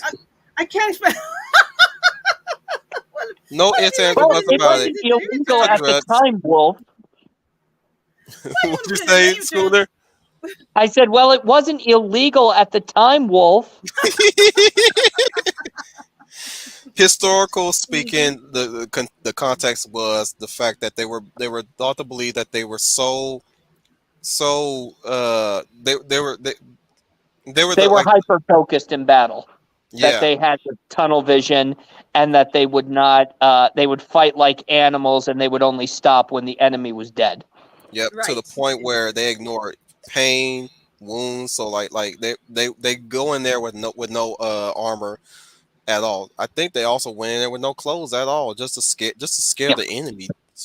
Ironically, here's what's hilarious. Originally, the scene actually was going to call for them being nude, but Eggers didn't want the NC-17 rating. Right. Yeah, I read about that. Yeah. Just ran in there butt ass naked. Yeah. So instead, what we got is right here on our icon. He's got bottoms on, but shirtless. Oh, and who can not forget that money shot where they just got wolf skin on their heads, running through the Yep. grass, approaching the. Oh, you left It's out the one. You left out the important bit when they're about to raid the I'm getting fort. And there. okay, go ahead. That's the money shot I'm talking about. Yeah, okay. They in tall grass approaching it and shit. You know, it's all silent and all. It's all quiet. You know what I'm saying? Mm-hmm. Mhm. Spear fly, catch, turn around, throw. I was like, oh, I mimicked that scene in the theater too. I like catch, spin, throw, hit. I was Yeah. like, man, like if only we see shit like that in football, I know. where somebody just throw a pass to one of their homeboys, and the old boy catches it and chucks that shit across the damn football field, and their boy catch that shit and make the damn field goal. And then when they get, and then it was, yeah, I know. And then they get over the barricade, and they just start fighting, and you get that great scene where Amleth jumps. And at first I thought that was CGI, but no, that is actually an in-camera stunt when he jumps and he gets the guy off the mount. Speaking of bears, we have the Yeah. bear of the north, Eloise Dottle. Hello, everyone. You must be tired from all that watching. Yep, it was intense. Oh yeah, We're at the But right part at the we're at the part We're- where they rate the village. You pretty sure you have some words for that one. Which, oh, at the beginning? Yep, right in the middle, right after he left the when he escaped the kingdom, and now it's like several years later. the Oh, time jump, and man. now yeah, we just did the time jump, and he's him and his marauders are slaughtering a village. Berserkers. Berserkers. You take over, Schooner. I'm about to get something snack to Okay. eat. Yo, that was intense. Like, Yeah, so that's what happens. They slaughter the village, and in the end, when they're getting all the women and the children and everything all together, they take all of the children and they basically put them in that place and burn them alive. Good Lord. Oh yeah. Oh my God. I was like, oh, they're oh, not going to do shit. that. They're not Oh going to do man. that. Oh, they did that. Oh my. Yeah. Oh yeah, they did that. I said, oh, they're not. I did. I said, no, they could never do that. No one does that in a movie with children. No one does. Oh. Oh yeah. That's how it is. Oh, this is this is no joke. This is Viking culture, and this is the spoils of war, basically. Right. And that And- was Viking culture. It wasn't family Mhm. friendly. No. Anyway, it's during the spoils of war scene, Amleth gets himself a vision from a seer, which is a really cool scene. Yeah, And the seer, go ahead, Eloise. You want to take this one? oh, the seer prophesizes that he has to complete his destiny, as in he has to get revenge, avenge his father. Yep. Because that's And what he promised. the seer, however, tells them that he has to make a choice between love of his kin or his revenge. Yep. And he says that he has no room in his heart. There is nothing in his heart but revenge. And the seer tells him where his uncle is. So Amleth decides he's going to pose as a slave. He dresses up in slave garb and actually brands himself with a slave brand. Does he brand himself, or does he Yes, he brands himself. While Okay. everybody is busy preparing to like ship off things, he pulls a poker Mhm. from a kettle, and then he just brands himself. He gives himself a slave brand, and he then jumps in the water and swims to the boat, and he gets on board. And I love that bit. This is where he meets Olga. I forget her Olga. Olga, the actress Olga, and she immediately she calls him out almost immediately, like going, "You're not supposed to be here. Who are you? What's going on?" Yeah, if You're he's no supposed to act like a slave, that he should act like a sheep and not a wolf. Mhm. And it's kind of funny because in the beginning he's gonna sneak up on the their captors in the boat and slaughter them, but then a storm hits, and Olga and him basically become each other's rock during the storm. Yep. And they make landing, and I did like how this is actually kind of cool because we then see Fjolnir, and he's with his son now. And it's interesting because they see them working, and the son is saying, like, why are we doing this work, which should be done for, which is what the hired help should be doing. But Fjolnir says that, at any given moment, you could become a slave. So it's good to keep your mind sharp. Plus, it also shows our slaves how powerful we are. And I thought that's some interesting advice. Yeah, I would say so too. Yeah, that was very interesting to help him with his cover as his cover to be a slave as he tried to get close to his uncle to take him out. So that was an interesting way of putting it. So she was giving him good advice when it comes to that. So anyway, he goes to they're So anyway, what was the boy's name was Gunner? Was it Gunner? Connor. Connor. Gunner. It is Gunner. It is Gunner? Gunner. I thought it was Connor. No, it's Gunner. No. It sounds like Connor. I know that, yeah, but it's really Gunner. Just the way how they pronounce it, the way it's saying is kind of weird, yeah. After Fjolnir gives Gunner that advice, we then get to see Gunner's older brother, who's not doing well in the sparring match, and we can clearly see that he's the reckless, impatient older brother. Let me see his name real quick. And it's funny, we were first introduced to him when, like in the beginning, when the uncle is handed the child. When he the was a baby. He was a baby then. Excuse me. Okay, Elliot Rose, that's Gunner. Gustav Lynn Thurer. He's also called Thurer the Proud. Yeah. Well, he definitely got that right. He's definitely very proud, which ultimately did become his downfall. Right.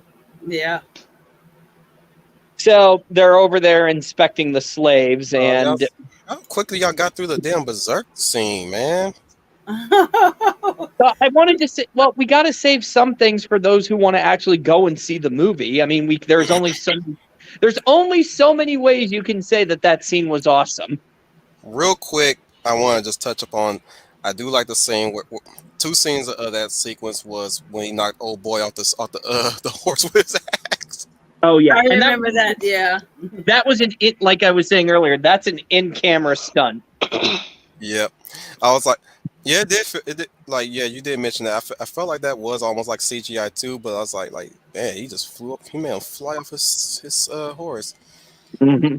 Stupid boy. Hey, lingering in the back with all the smart boys.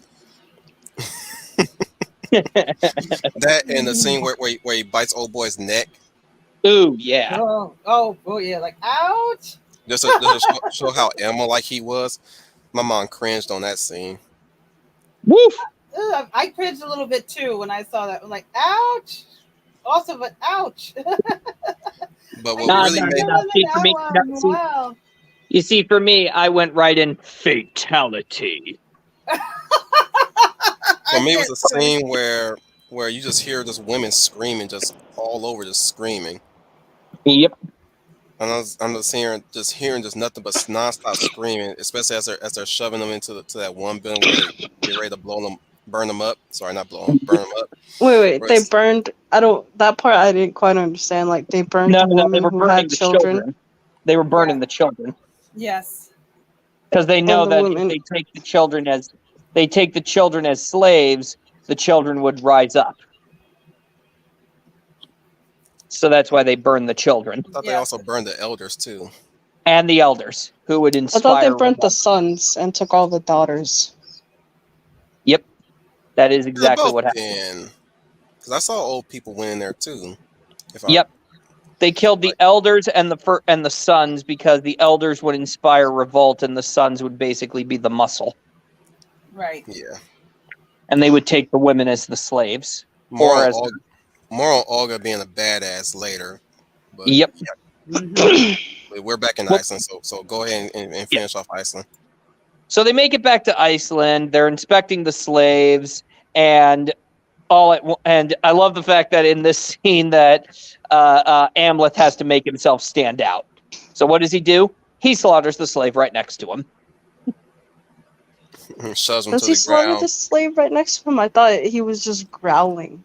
He shoves him down. Yeah, shoves him and growls. I He don't shoves remember him any down. slaughtering. Well, he doesn't slaughter him, but he throws him down and he hits him a few times and he starts grunting at him, like intimidating him to stay down. And the eldest brother is like going, "Oh yeah, we gotta fight. I like this one. He's got moxie. He's got himself some moxie. Still talking shit too. Oh yeah." And of course, Olga is spotted, and he's like, "Well, now, aren't you a little pretty one, Olga? Yes, we're going to take you for Fjolnir, because Fjolnir is because Fjolnir is the king, and he gets the rights to all the pretty little women."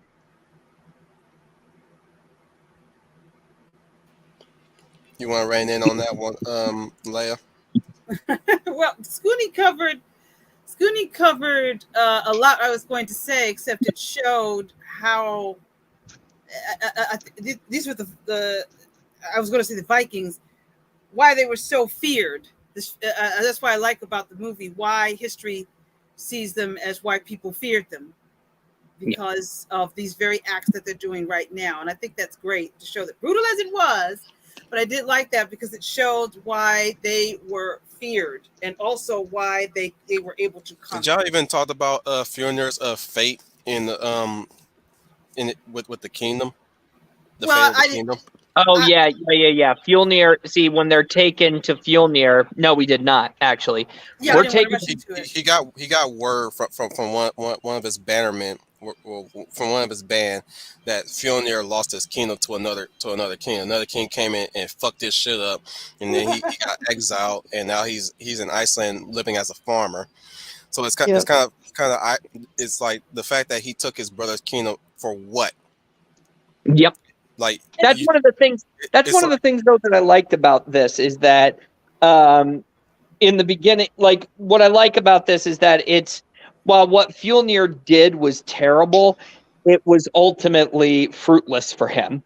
And when you see how he interacts with his young son Gunnar, you can see that Fjolnir does love his son. Yeah, and yeah. Go ahead. No, continue. Finish. Go ahead. Fjolnir does love his son, and he does love his subjects. I mean, that one scene where he was telling his son earlier, his son was saying, "Father, why are we doing this when this is servant's work?" He says, "Because you never know. One day you're a king, the next day you'll become a servant, and you got to know these skills if you want to survive. Plus, it's to show the servants that we are capable of fighting. We are capable and we are strong." And I'm like, that's some actually very good advice. So Fjolnir can almost say he's humbled. Yeah, he's humbled by that experience. Yeah, that was the irony of this story when he sees what Fjolnir has become. Because even as I watched it, I thought when we get to Fjolnir, it's going to be this grandiose grand kingdom with power and riches and him being cruel to the servants and to the slaves and being a dictator. And that's what I thought I was going to see. But what we see that was such a big change, even for me in the story. When I saw that, in some ways, I kept thinking in my mind, Ethan Hawke's cursed words came true. Yeah. Before he died, they exactly came true. They really did. So when I was taken back by that whole moment that you guys just described, when I saw it, because I wasn't expecting that. And I wasn't expecting him to be very fatherly to his son. And I was not expecting him to be humbled. But Ethan Hawke's words came true. So I'm thinking, when he cursed him, do you think he was trying to humble him? Did he pity him? Or was this just a curse that this is going to come back to haunt you? He resented his brother. Doing. He resented. We kind of learned here and there that their brotherly love was not love. It was like keep forgetting his damn name. Excuse me. I'm just calling Ethan Hawke the king and Fjolnir just the feel. Fiona the King. Yeah, I'm still from trying to memory. figure out who Liza Aaron is, and I still can't tell. You missed her twice. No, I take that back. You missed her 3 times. Yep. She popped up. She popped up 3 times in that whole sequence, in that whole act. Once when he went in to look for his mother. Another time when Fiona stole his way into to inspect Olga. She was right there. Damn. Oh wait. I'm trying. King Arvendil. Arvandil. There we go. Yeah, like you were saying, there was really no love between them. It was And simply you know the obligation. reason, right? You know the Yeah, reason why, right? yeah, we know the reason. Because he's a bastard. Yeah. Yeah, Fjolnir is a bastard, and and Arvandil never accepted him as his blood brother. As his blood brother, but he had to maintain the traditions. So he wasn't more so honoring his brother, more so just sticking to the traditions. Mm-hmm. I thought, And but when yeah, the introductions happened, like in the beginning, I thought that they were. He referred to him as brother. Like, Yeah, just to he had to for title purposes.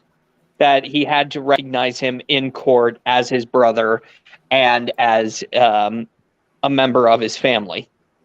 He still had his titles, and he had to. And I mean, say what you will, if there was no love there, but he still gave him his proper respect. At least that's what I took from it.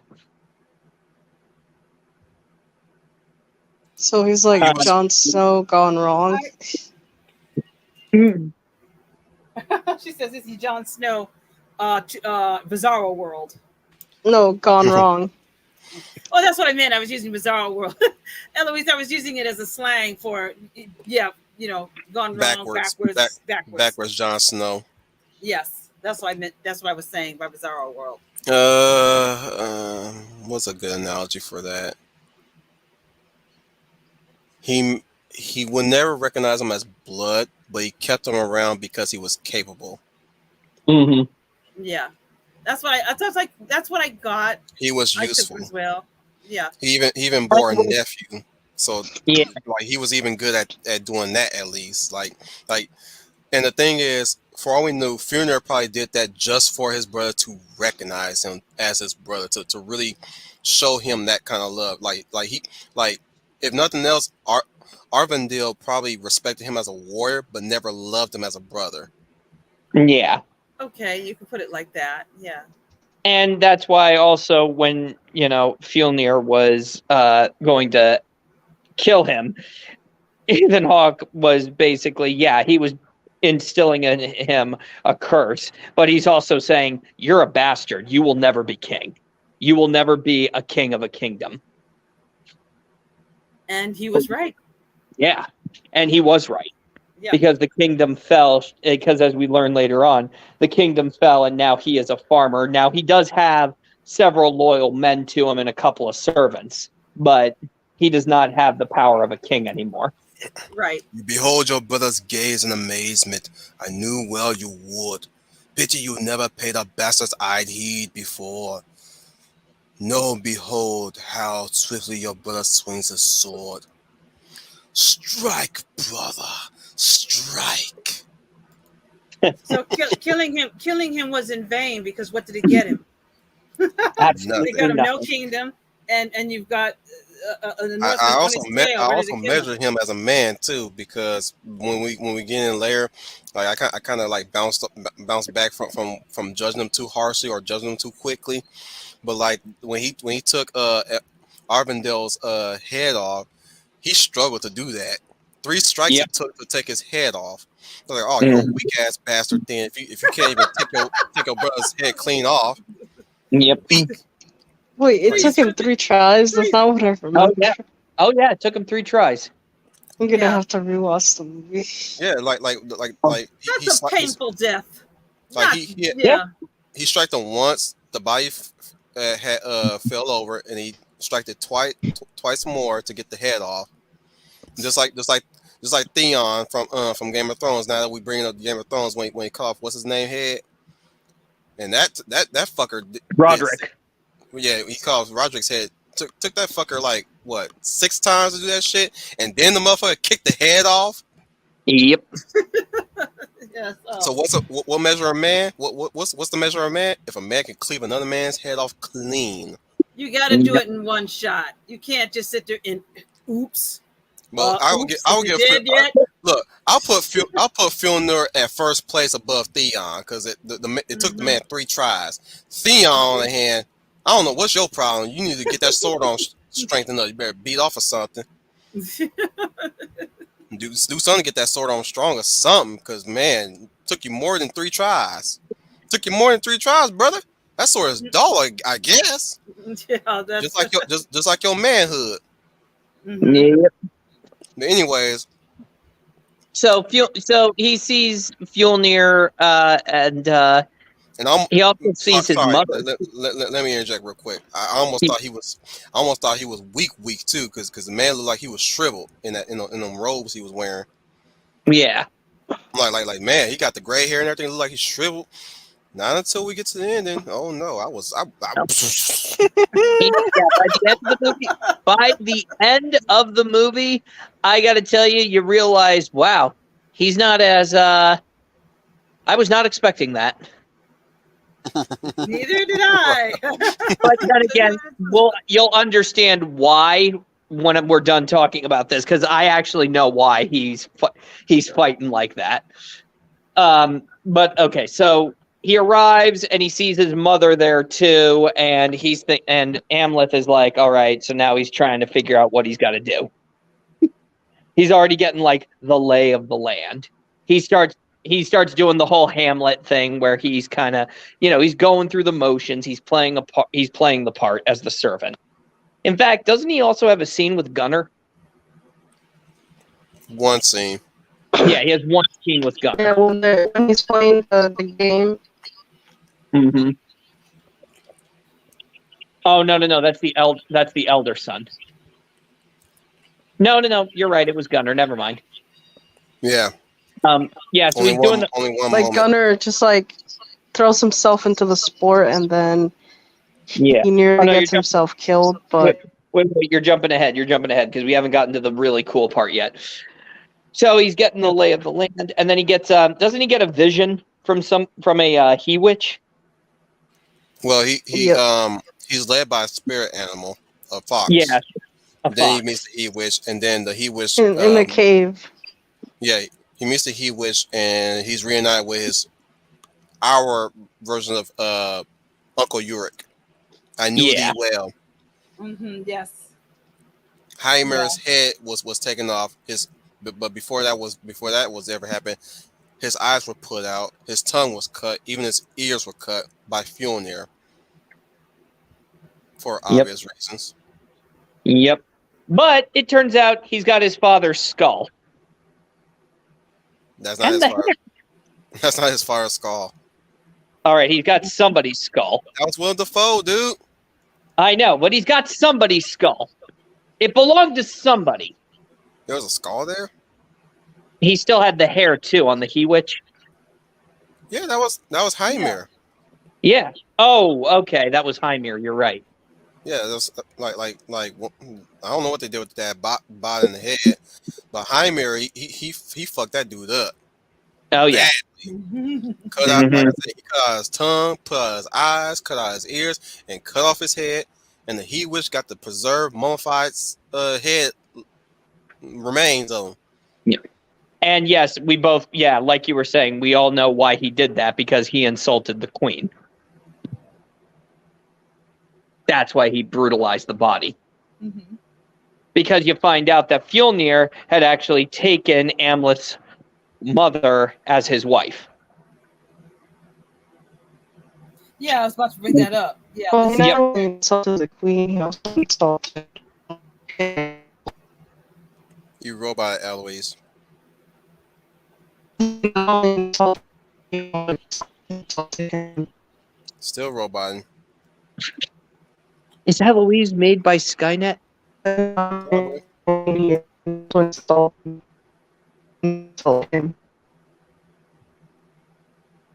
It's like she's trying to speak to me. I know it. Yeah, you're roboting pretty badly, Eloise. We can't hear you clearly. Here, log off and log back in.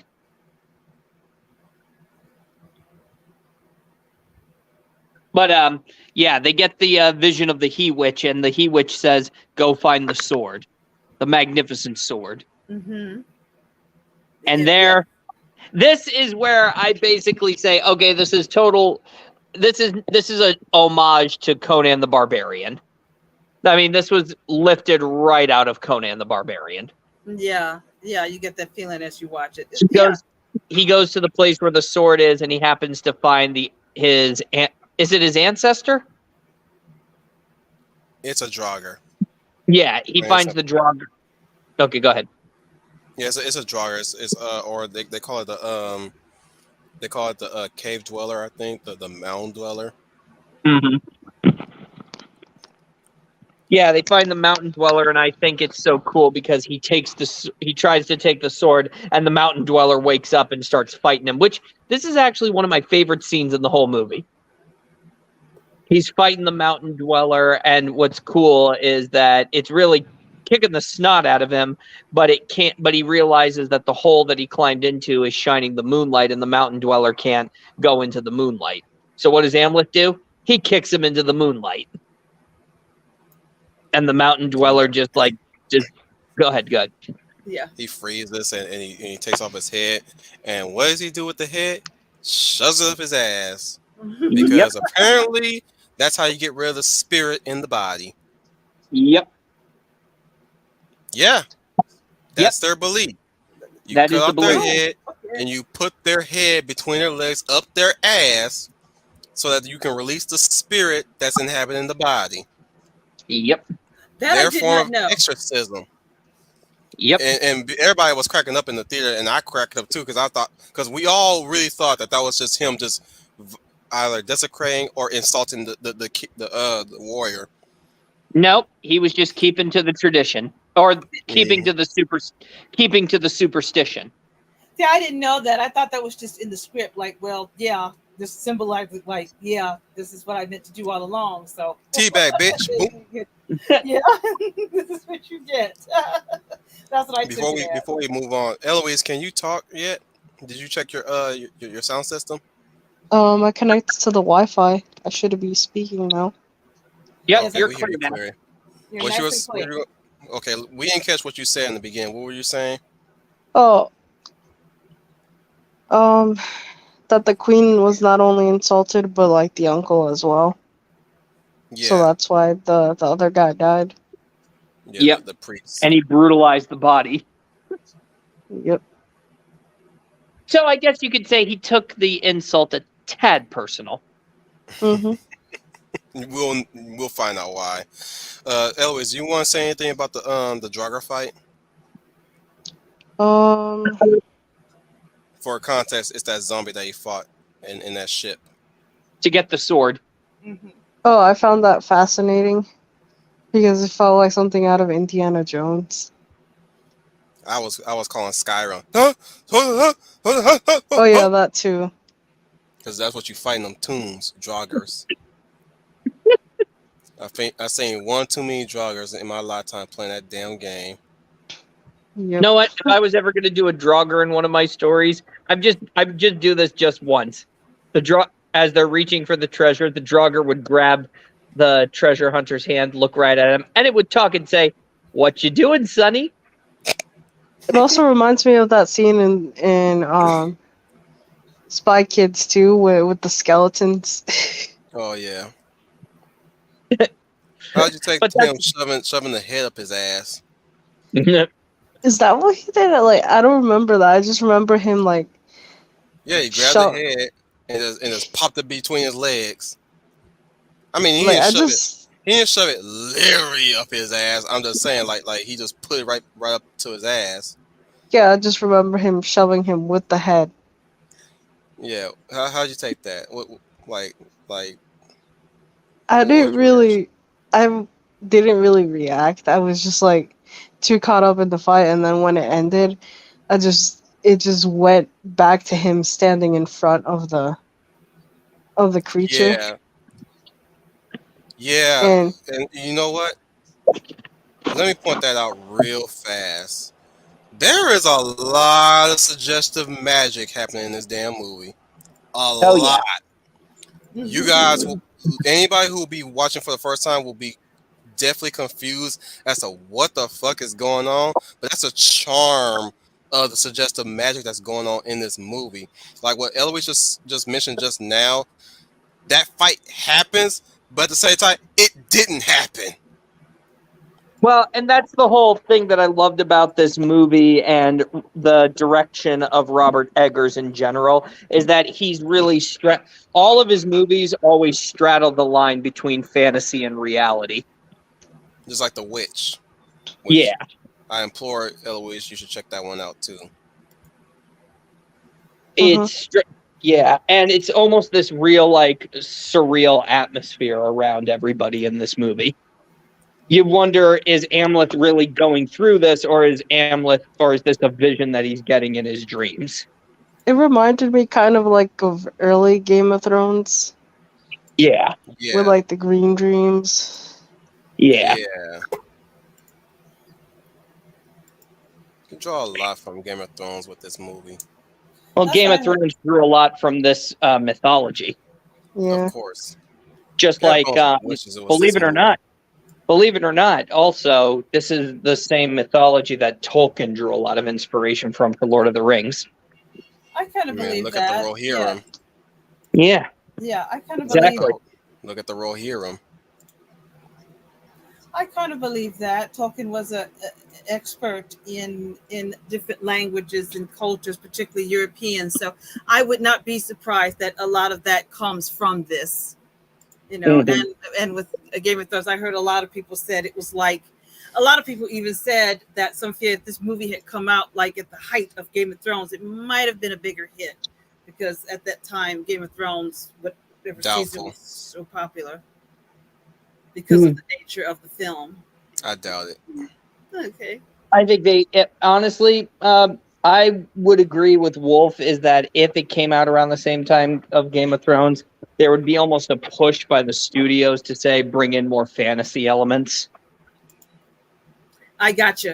Yeah, Yeah. I agree. Yeah, that's probably so. I agree with that. It'll be contending with the likes of Gods of Egypt and King Arthur: Legend of the Sword. Mhm. Where But oh, go go ahead. ahead. No, you. Oh, I was just going to move on in the story. He gets the sword, but then he learns that the sword can only work at night, never during the day. And Unless he goes, wants to open the gates of hell, yeah. like before it it's thirsts time. for blood when Mhm. it's hungry, when it's most hungry. Mhm. And he's able to get to his uncle, and he's going to try to deal with his Uncle Fjolnir, but dawn is on the horizon, so he has to hide. He has to hide the sword. That part Is was there- the most confusing to me, like when suddenly the uncle is in one place and then he's in another spot. I always felt that was the moment, or that was fate telling Amleth now's not the time. Yeah. Kind of Yeah. similar to Hamlet when he's about to murder his uncle while his uncle is praying. Right. In that So case, that- I would interpret that as you're gonna murder your uncle in a holy place. Mm-hmm. Exactly. Or like a cowardly move instead of dying fighting him. Exactly. Yeah. So the next day they're getting ready because they're entertaining a lord, and the servants end up playing games, and Amleth does not do well because he doesn't know the lays of this game. However, there's this other servant who's roughly his size as well, playing roughly, and Amleth is still getting a hold of the game. When he's starting to get the hang of the game, but he's still losing, and that's when Gunnar runs in and starts playing the game and the one servant starts, beating on Gunner and would have beaten him to death. But what does Amleth do? He beats the servant to death, ending up Uh, saving Gunner. said Were they all player played servants or were they by. all slaves? They were all slaves. I like to think that the winning team that was like kind of winning for a while was the men, most of the men, Yeah, pioneers men, yeah. where Amlet's team was the slaves, and they were just hoping to get some mild entertainment of those guys just slaughtering the slaves. Hmm. 'Cause so far they were whooping the slaves' ass. At least until of course Amlet start using his strength and ferocity. But wait, if they were servants, wouldn't they not try and kill the gunner? I think they were servants of the visiting lord. Yeah, but the one slave who, by the way, that is the mountain from Game of Thrones. Mm-hmm. Uh, I think he was similar to that of Amleth as a not berserker, but he was so caught up in the moment. Yeah. Ah! Ah! He was so caught up in the moment and Got his face broken in too. would have killed Gunner, but that's when Amleth saves his life, and his Gunner's brother is like, very much like, gratitude for him. Thrower. In fact, yeah. I'm sorry, say that again. Thrower. Yeah, Thror. So as a reward, Amleth is basically allowed to pick a woman. That's what they say to him. And who does he choose? He essentially made him a house Negro. Yeah, that's basically what he did. A house servant, exclusive rights, and they give him a woman. And he chose, and he's even allowed to have Olga because Olga had apparently had a pissed off Fjolnir.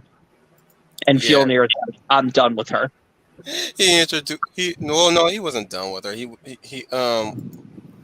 was pissed with her because what did she do? She smeared blood on him.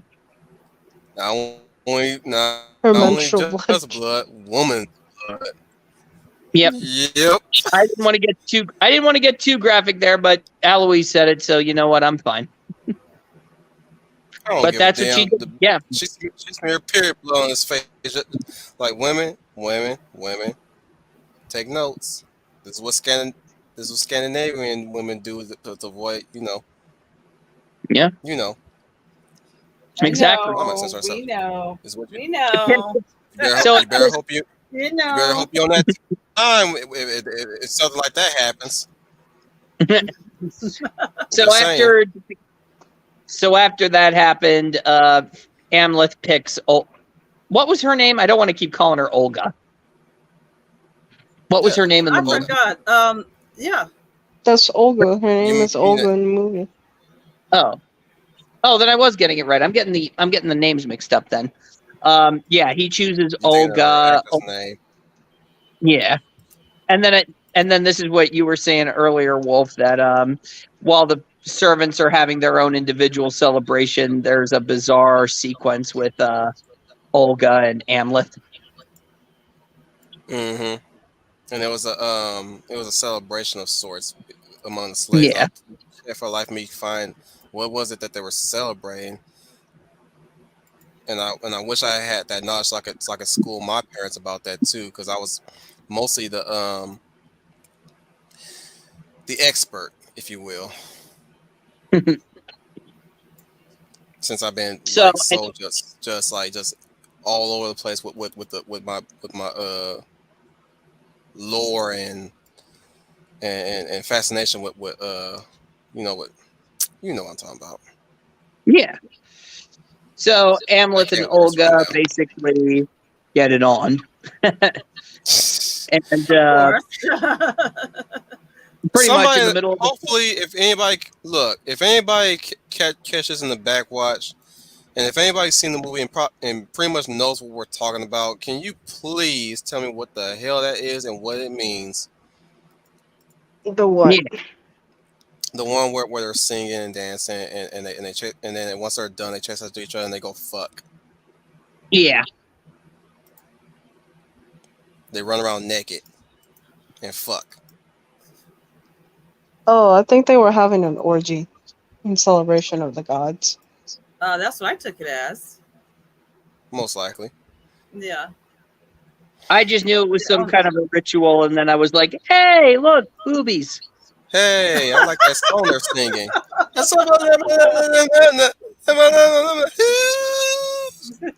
And there's Scar. Hey, and there's Skarsgård's ass. And her ass too. She had the ass on display before in The Witch. well, I was happy for Sarsgaard. I sat there like, well, that's a wonderful treat right there. Yes, God Well, is you've good. seen it many times in True Blood, girl. Yeah, Don't you're act like you a right. stranger to that. You're right. That's true. It's no Don't you stranger act to like you a that. stranger to that. No, I'm not, because I'm not. I'm not. You're right. I'm not. I'm not. Mm-hmm. I was a big True Blood fan, Mm-hmm. so I'm not.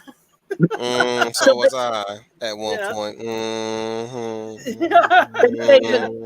what I love Don't about make me that get it scene, out. You don't want to make me get it out. No, don't. You Boom. don't have to. I'm not denying anything. See, there you go. There you go. Okay. did it. Yep. Did All it. right. Yep. All right. Okay. Scooty, continue. But after the scene, Olga basically tells Amleth that she's gonna help. Well, she's already been helping him out a lot, but she basically tells him, "You can mess with. I can mess with their minds. You can mess with them physically." They're working together to take them down. Yep. Yeah. And that's when Amleth does his real act of debauchery by killing some of the servants and pinning them up on a wall. Turn them into And a if you look, horse. yep, and if you look really closely, that is Odin's multi-legged horse that he Yep. that he shaped the bodies into. Loki's son. Loki's Yep. firstborn. Mm-hmm. And gifted him that horse. His own damn son. How could you, Loki?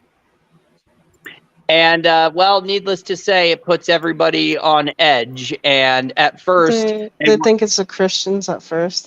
they think it's the Christian slaves, but the wise witchy woman. Yes, I call her the wise witchy woman. That's a good name. She has a name. I forgot. Yes, it's wise witchy woman. It's www. Wise witchy woman.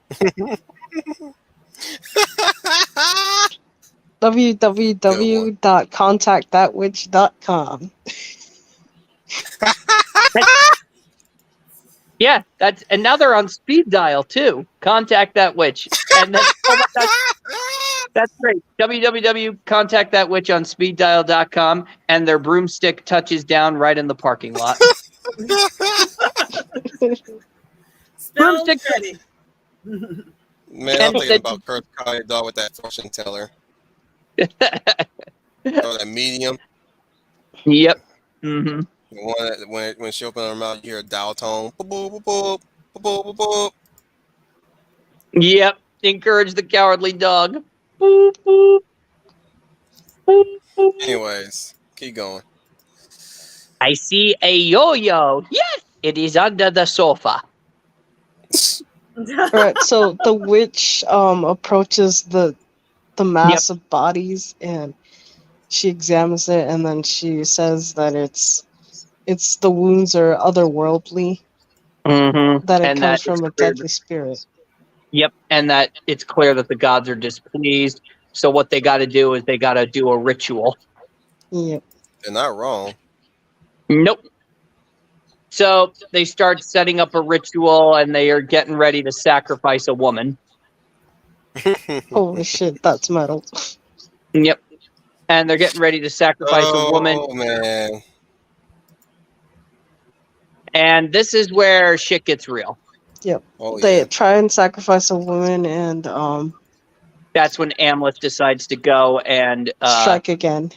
strike again, and that's when he runs into his mother. Oh yeah. Wait. Oh, Wait. yeah. No, I think that happens a bit afterwards. Oh, no, that's a bit You're after. telling the sequence wrong. First of all, he gut the priest and he hog-tied the priestess and saved the girl. Yeah, he did. He saved the girl, killed the priest, and yeah, you're right. put her in another he's put in the same position as the girl. And I'm just sitting here just chuckling because she's just Yep, because she's bound and gagged. But what is he doing? He's showing in, and he's walking in, doing all sorts of carnage, and he lets her go. no, I'm saying like when Fjolnir went in there, she's just looking at her. He's just looking at her and then look at the priest and look back at her. He's like, cut her loose. And they're like, but the ritual and all that. And he says, well, technically the ritual's already been done. I mean, they don't care who we sacrifice. Well, I think it was the mother that said that. And he said that's not the work of his gods. Yeah. And then what happened afterwards? Because I think I'm getting my sequences mixed up. You are, because rather they copulate, she shows him her next what could benefit his next plan, which is she has a shroom in her hand. Oh, And, Olga, that's right. That's right. That's right. She's drugging everybody. Yeah, she pretty much drugs the guards. In other words, what happened is that She gives they him the decide, shrooms. they decide to use the slaves as guard duty, along with the guards to protect against the spirit. Yeah. Air quotes there. And she I believe that they're given some sort of animal hearts and livers to eat that night. Yep. Mm-hmm. Cause yeah, they and with that she sprinkles some shrooms in that one. So they mock them a bit and they eat the hearts and they drink the brew and all that stuff. That's where they start hallucinating and losing their shit. Some stab The themselves. guards, Dead. not the Yeah, guards, right? Not yeah, the servants. yeah. To Yeah. clarify, it's the guards that do this bullshit. Yeah. And one you got one that's stabbing themselves, another one that's swinging wildly and killing the other guy. You got another one that's screaming his ass off, puking his guts out and shit. It's pretty And the crazy. oldest son Yeah. pukes as Yeah. well. He pukes and he suffers a tummy ache, so he goes into his house. That's where He faints. yeah, or goes to sleep or some shit I'm like just that, saying right now, this is the opportune moment to say to kids, don't do drugs. right? And don't boink your mom. Please Yeah. don't. Yes. No. Yeah. Yeah. This is it. This is the moment. Because this is the moment where we find out what really went down at his dad's place, Yes. Yep. and she Hamlet spills comes the beans. in. And this is right where I think really where Nicole Kidman actually does shine as an actress, because she does a great job in this scene. I mean, Oh, I have yes. never despised her character, yet at the same time completely understood where she was coming from. It's like the ultimate love-hate moment. Yes. Mhm. Yes. I would So say the there. rundown here is that Amla's dad is not a good man. Not a good man. Their marriage is that of bitterness, Mm-hmm. and she didn't give herself to him willingly, but she Nope. did. But she did got used to it over time. Unfortunately, Arvindale is more of a warrior than a family man, or at least Mhm. he's more war minded. So the tale right there was one night in the beginning of the movie. One night she calls to him to come to bed with her, but all he wanted to do was perform a ritual with his son. So it's like, so you don't want to boink me, you want to play with your damn son all day. That was kind of like the last straw for her, Right. Mm. or at least yeah, and that's where she that's No. where she, What happened was that he revealed that he was dying. yeah, I know. But like she was trying to call him one. You could kind of infer that she was trying to call him to bed one last time before he goes, or something like that. Yeah. but apparently that very night she begged, or at least she came to Fjolnir with the plan to murder him and take his place, and only because he was kind to her apparently. And she also reveals that Amleth was born because of rape, whereas Yeah, he was Gunnar a was child of rape. born, and Right. whereas Gunnar was born out of love. Hmm. So she basically said he's born a savage. Mm-hmm. And then she tries to quote unquote seduce him, but only later do you reveal, oh wait, she's going for his sword. No, not that sword. The other sword. Oh man, that really made my skin crawl. Yeah, The way how she make played my that skin. scene. Yeah, the way she The played way, it. Oh my goodness! It's which like by even the when I way, saw it a second time with my parents, mhm. man, Which by the way, I don't think they saw me cringe and squirm at that scene. yep. How did your mom react to that scene? She's like, "Oh my god, incest! She trying to fuck her own sons, something to that effect." Ugh. And he says, but They I over do here, also. she was like they over here fucking their own children. She was speaking in a racist sense. There's also a scene where Amleth actually says, I saw them take you, you were screaming. And she says, I wasn't screaming, Screaming, I was I was laughing. laughing. And if you re-listen that scene again on a second viewing, you can hear her laughing. I kind of had a feeling that there was something off about that whole scene too, Yeah. because she even stood there in front of him. He stood right in front of her too, and we only really get to see what he does to her once Amalek get off the island. So it's like you're left to imagine what he could have done to her, or at least you would think that he did something awful to her, and she finally succumbed to him. But no, Nope. She went apparently, willingly with him. yep, And so she tries to take his sword, but he gets away and he's walking out and she's laughing in a very horrific, evil laugh. yeah. Villainous laugh. She actually beat Angelina Jolie from Alexander on that one. I was like, Yep. I didn't think nobody could beat her on that one because that bitch was crazy in that movie too. Bitch screaming at her dad, at his dad and shit, playing with snakes and shit. Like, nah, Nicole Kidman got you beat, girl. Somehow, But somehow she accomplished that. yep. And that was the moment when Amleth And then kills the next, what eldest. happens? Yeah. Yeah, he lost his shit. Next Just thing a that. sad boy. Oh yeah. The next scene though is Amleth kills the eldest son. Child's bad. And oh, awesome. Yeah, that was Yeah. satisfying when he drew that sword in Old Boy. I was like, yes. Drove his sword right into him, and then he just leaves in the night because he knows that because now his mother knows who he is. Yeah. And he has to make a run for it before she outs him. But Olga basically says, "Go, I'll stay here." And all right, No, go actually, ahead. I think it was Olga. Olga wanted to go with him, but he said that they can't find out who you are. Yeah, Yeah, that's right. They'll know that you helped me.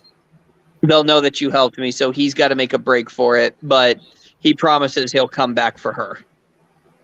And Man, it's the next morning, it's a Stockholm syndrome. but it gets even crazier I'm when joking Fjolnir. because not too. I have to put this out, Schooner. Work with me with this one because right. not too long ago, didn't he raid her village? Yeah, he Yep. did. And she's down for helping him. Yep. She ride or die today. I'm like every time I see them together, I'm like, didn't you forget did you forget that he raided your village? I think she probably doesn't know. Oh, she knows. She's She single. knows, but here's the thing, okay? This is how the world was back in the past, okay? The strong in this world, you were not the if you wanted to survive, you made friends with strong people. Yes. Yep. That's how you lived. Yep. And I'm not contending it. I'm just voicing no, I'm what other not people saying might. that it's right. I'm saying that that's simply what it was then. What I'm saying is I'm voicing what other people might say about this movie. Like didn't he raise her village and why is she helping him? Mm-hmm. Well, I mean, they Oh, both have the same end goal. You're the enemy of my enemy is my friend. yeah. Exactly. They even state that in the beginning actually. Yeah. While they're being carted to Iceland. I mean Mm-hmm. carted to the farmland. Excuse me. Yeah. And when he chose a woman, Olga was more than willing to yeah, I'll be your woman. It's like, Oh oh yeah, yeah. I knew that was coming. Yeah. Better love story than Twilight. Yep. Twilight isn't literature. No. It's not I don't that. know if anybody. This is way Yep. beyond what It's Twilight like is. the best love story that I've ever saw on screen. And y'all can I fight loved me it for more that than shit. Twilight. And I also liked the chemistry between the two of those two, because in some movies when it's a love story the chemistry is so flat you don't believe it, but they acted that pretty good. Oh, this ain't gonna turn to us debating on whether or not Steve and Sharon's love was real, No, is it? I wasn't No, even gonna go there. we're not going there. Don't go there. That's what I wasn't God, gonna, no. that's not even what I was even thinking. I'm I messing wasn't with you. even. I I'm know, but messing with you. I'm laughing also that he just brought that up. you, I'm laughing with you you. bet your ass we are. I'm laughing with you because I was way off in another place, and he's like, I thought I was gonna go there. That's why I'm I was like, I laughing. know we ain't supposed to be going to a back and forth on that one now. I was like, here we go, here we go. No, Here she go, no, here she go, mentioning Sharon Carter and Steve. no, I wasn't We even know thinking each that. other. We hanging around each other too damn long. I'd say that. Well, we all know in the end I would be right. But since we're not talking about that, we'll focus back on this story. Needless to say, Fjolnir was pissed off that his eldest son was dead. Oh yeah, Mm-hmm. that's an understatement, but yeah, Mm-hmm. that's a So he big understatement. yeah. He goes, and not only that, he realizes that his son's heart is gone. Man's efficient. You gotta give him credit for that. He gets all of the servants out there, and he basically tells all of them, Wait. Can we just appreciate this man's a jack of all trades? Oh, Berserker, yeah. Casanova, a game expert, Mm-hmm. and a surgeon now. Somehow Yep. he's a surgeon. He's a surgeon. Damn, that's Is it badass. really surgery, or is it just like? Scares the shit out of his enemies right there. This guy will basically. This is the guy who would basically. Hang on. Yep. What'd you say, Eloise? I don't think it counts as surgery. It's just butchering. Right. I mean, So yeah, so he it's grabs close out enough. all. Damn it, it's close enough. He performed a heart transplant. Damn it. He gave him. He took the heart and replaced it with a pig's heart. They are in the Well, movie. you could say he's a he's a heart stealer. He's stealing hearts. Anyways, continue, Schooner. Anyway, Fjolnir's pissed, and he takes all of the servants out, and he basically says, "Where is my son's heart? I want somebody to come forward." And he lets them all know right away he's not playing around, because he just kills one servant immediately. Mm-hmm. And he says, "I want to know." And he grabs Olga, and he's about to kill her, but lo and behold, you're no longer afraid of a woman's blood now. nope. And lo and behold, Amleth comes back, and he reveals who he is, and he says he has his son's heart, and Well, that he'll make. actually, the mother The mother reveals. You're right. After he's dead. You do a lot After of misremembering, Schooner. What the hell's wrong with you? I don't know. After that's right. After he finds out his son is dead, that's when the mom reveals that it's Amleth and that Amleth is still alive. That's when you And get to the That he shouldn't execution act scene. weak in front of the slave. So. Yeah, Yeah. don't be like a child. Be a Yeah. man. Mm-hmm. And that's when Amleth appears and offers his son's heart for Olga's life. For the freedom of Olga, yeah, and her. Yeah, for the freedom of Olga. And you know what? To Fjolnir's credit, he obliges. With battle. Yeah, with battle. Yeah, and then Olga like runs away when they Olga let her go. Olga She gets dipped the fuck away. out. But Olga gets away, but Fjolnir doesn't even bother with her. He wants Amleth, and he gets him. Yeah, and then And, then yeah, go ahead. Amleth, right as Fjolnir is about to kill Amleth says that how does he know it's actually his son's heart? It could just be a creature's. Yep. Oh, he knows now that it was Mhm. that was an animal, and he Well, because you have to know this too. In Viking lore, when you are going to send your son on to the afterlife, you have to send them back whole. Mm-hmm. Otherwise, they cannot cross over. So Fjolnir wants his son's heart so he can send him to the afterlife whole. So he chains him inside a barn and starts beating him. Oh, yeah. Torture. And Mm-hmm. And this is where we get some really cool shit, though. It's when crows start coming in, crows of his father. I'm convinced that's his dad. I'm Crows of his convinced that it's the father. All Father. Yeah. Oh, Odin. No sooner the crows came out, like, oh shit, it's the All Father. It's Odin. So he's got. Oh my gosh, he's got a higher power looking out for him on this one. Mm-hmm. Of course, Basically, you can also say that Olga, through some miracle, carried his heavy ass out of there. Yep. On horseback, no less. Mm-hmm. Which I'm still side-eyeing that shit.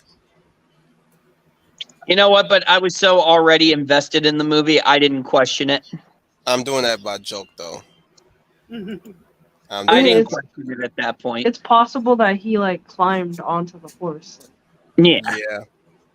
He was probably out of it. And she just had to guide him. Needless to say, Fjolnir was pissed. Of course he was. Well, after he was done mourning, he came back and he was gone. Yeah, he came back after he was done mourning. He came back to finally end Amleth once and for all. And then he how'd y'all take that Viking funeral, by the way? Oh, I loved it. That was pretty cool. Bitch, like she was crazy. Mm-hmm.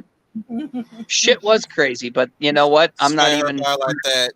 I'm like, oh, you scared? You scared to die? I know that body language. You scared to die? Mm-hmm. But they drugged your ass. They drugged him and killed the servant so that they may serve them in the afterlife. Right, I got that. Yeah. Either that or that was his favorite slave. Yep. Well, and I'm just saying, and I'm just saying, oh wow, so it wasn't just popular in Egypt and Greece. No, it wasn't. It was. You know, I'll tell you right now. How do all of these cultures separated from centuries apart have the same practices? I'm telling you, we're all the same. Pretty similar. I think there was. I'm actually of the opinion that there was an ancient civilization, like before the flood. Maybe. Because there's already asking, evidence. what the hell is going on here? I was like, this is a Viking funeral. What do you mean a Viking? This is a Viking funeral. This is how they bury their dead. By this, what are they gonna do to her? They're gonna kill her. They're gonna kill her. They're gonna kill her. Why? That's his mistress. They bury them alongside the dead guy. Why they gotta kill her? Because that's a mistress. Wait, they killed someone? I just remember the horse. They kill his mistress and his servants so that way they may serve him in the afterlife. And the horse. They cut the horse so he can ride off to Valhalla. Mm-hmm. I didn't see the people die. I just remember the horse dying. The bitch that was singing, girl. The one was like, I see my lord. I see my, I see my. You don't remember that? Yeah, but I You thought must, she was just singing and doing the ritual, not actually Hallelujah. fighting. nope, nope, nope. She got stabbed and she got her throat slit. Yeah, but they drugged her up first, so it's okay. Mm-hmm. She didn't feel a thing. Quick and painless. And they threw the blood on the dad and Gunner. Yep. My So mom, yeah, my mom, go back. my mom had this saying when they did, she like got all kind of blood transfusion disease and stuff. I'm like, oh my goodness, mom, give it a rest. At this point, like when she said that, I was like almost done with her at that point because she was like she was really she was pushing my buttons a bit, but I was like oh my, like at that point when she did that, I was like, oh my goodness, mom, give it a rest. Mhm. They are in a time where there was no advanced medicine. You are not in a position to judge. It was a horse's blood though. Right. But the thing is, she was like getting all these diseases. The way how she said she's like getting all these diseases from that blood. I'm like, Mom, you cannot judge it from the eyes of where we at. I could point to you what Africans did that was nasty. I would do it in a heartbeat. I, we got the internet right here. I look that shit right now. That's a good comeback. I ain't Perfect say comeback. I Yes, ain't that's say a that to my perfect I comeback. ain't say that to my mom. Mind you, I ain't said I want to, but I was like, you know what? We almost about to be done with this movie. I can endure. So yeah, they go back and they discover that Amleth is gone, and this is where we get the steamy scene, the hot spring Well, scene. we also get the shot of the Valkyrie, and for for Oh yeah. for for the record, for the people in the back, that bitch is not wearing braces. That bitch is No, wearing that is runes not on her Prince. teeth. Yep, it is Boons. Runes. No. I want Boons. We're calling them Boons. Okay. She's got Boons. All right, fine. Anyways, Runes. she's got runes Anyway, on her so teeth. the hot spring scene, Olga and Amleth basically promise themselves to one another in that sequence. And then they hitch a ride on a boat and they're about to leave, but that's when The Amleth gets a bitch is pregnant. Yep. This is when Amleth realizes that Olga's pregnant, and he suddenly realizes too a prophecy that his daughter is to become the Maiden King. But it can't There's a big happen. butt. There's a big but. His It daughter? can I thought that was Olga. Like Olga becoming the. Maiden King? No, it's Amleth's daughter because she's pregnant with twins. But how did she Mm-hmm. become the maiden king? That's confusing to me. Well, we got to wait till the sequel, but I don't think we'll be getting that. But there's a big, like Wolf said, there's a big but here. Amleth realizes that Fjolnir is alive, and as long as Fjolnir is alive, his children will never be safe.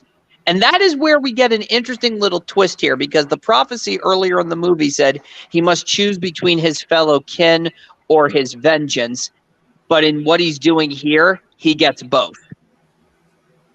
Here's another thing that they say in the prophecy that if he pursues the sword, he will die in the he will die in fire. So far, he He will hasn't died die in in a river fire of yet. fire. Right. A river Yeah. of fire. Yep. And this is More on where, that and this is later. where, yep. And this is where shit gets really cool.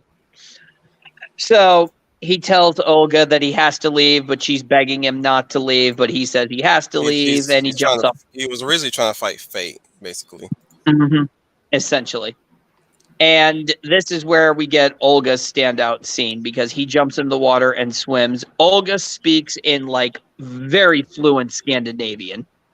Mm-hmm. And That scene where she just throws her arms up and the wind just happens to kick up at that moment. You gotta wonder, was that her magic or was that just the wind? And that is dependent upon us, the viewers, and I Oh, love we that. also got. Hang on, we also got somebody who's also a regular of Eggers, the father from the witch. Oh yeah, that's right. He plays the. Yeah. Doesn't he He play plays the the guy bar. who's? He Yeah, plays a sailor or yeah. the That's him. bard. I was like, oh, he's from the witch. Mm-hmm. Yep, this movie I'm really glad because we got three characters from his three movies in this. We got William Defoe, we got Anya Taylor Joy, and now we got the dad. Yep, Thomas That's and his really dad. cool. I did think that was kind of cool. It comes full circle now. It now comes full circle. Oh yeah, we also had Lisa Aaron here too. Don't forget Yep. that. Yeah. Nope. Let's not forget about Liza I need Aaron. to rewatch it just to play Where is Liza Aaron? She's the one that spoke to him. You get out of there. Step. Do not disturb the queen. She didn't even hide her damn British accent. So Amleth goes back to Fjolnir's camp, and I'm sorry. I'm I'm gonna sorry. I'm sorry, Schooner. yeah, It's like go as ahead. soon as I heard, I was like, "What? Is that Lisa? Where that bitch at?" I'm just gonna skip over a lot here, though. Yeah. We're running out of time. So he goes over and he kills his mom basically by stabbing her in the heart. Gunnar impulsively jumps on his back and stabs him. Murderer! Murderer! Yep. And Amleth, I'm gonna say this. He didn't intend to kill him, but he felt stabbing and he was in his berserker rage. He spins and he kills him. And Amleth does regret what he did, killing the kid. Because he was almost trying to get have a good connection with his brother. With a brother whom he never met, never knew, but he kind of knew that was his brother, you know. I mean, he may have not had any love for his stepbrother, but he did have love for his youngest one, Stepbrother Yeah. cousin. his stepbrother cousin. But his younger brother, he bore no, that was the thing. His stepbrother, he bore no ill will towards.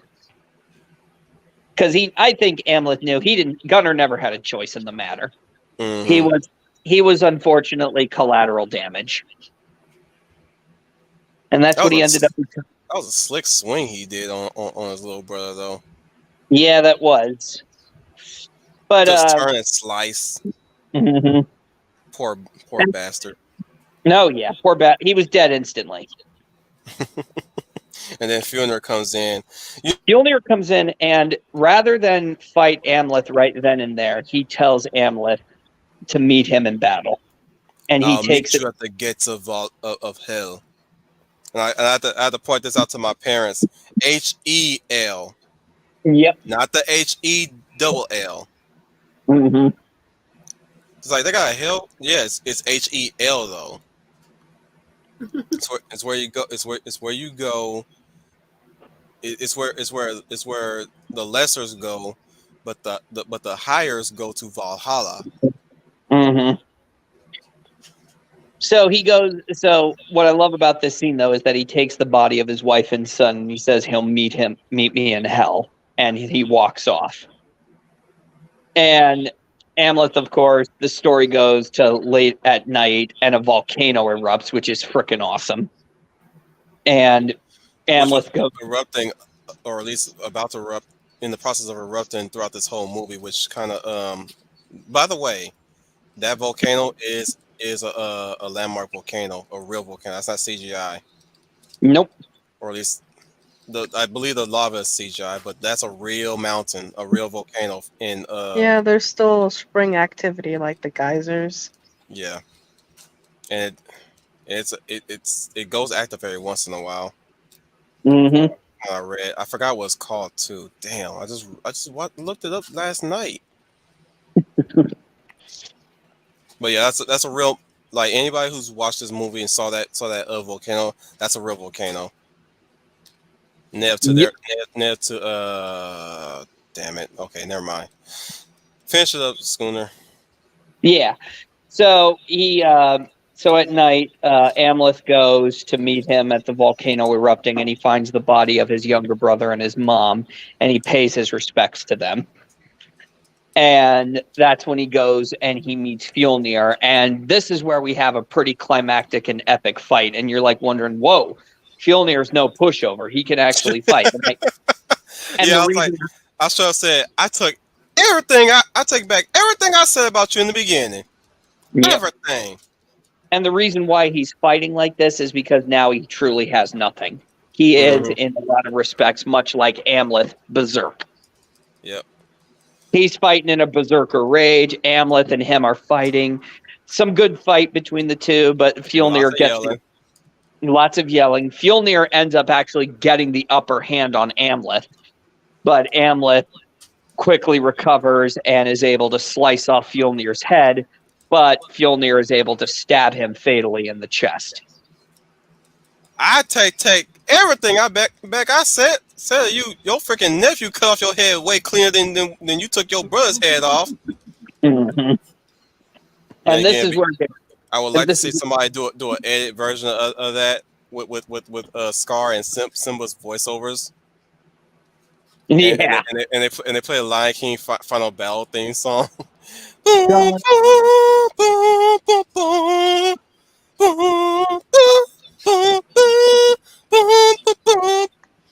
Oh, we also have to do the slow motion parts too, when it goes Yeah. boom, boom, boom.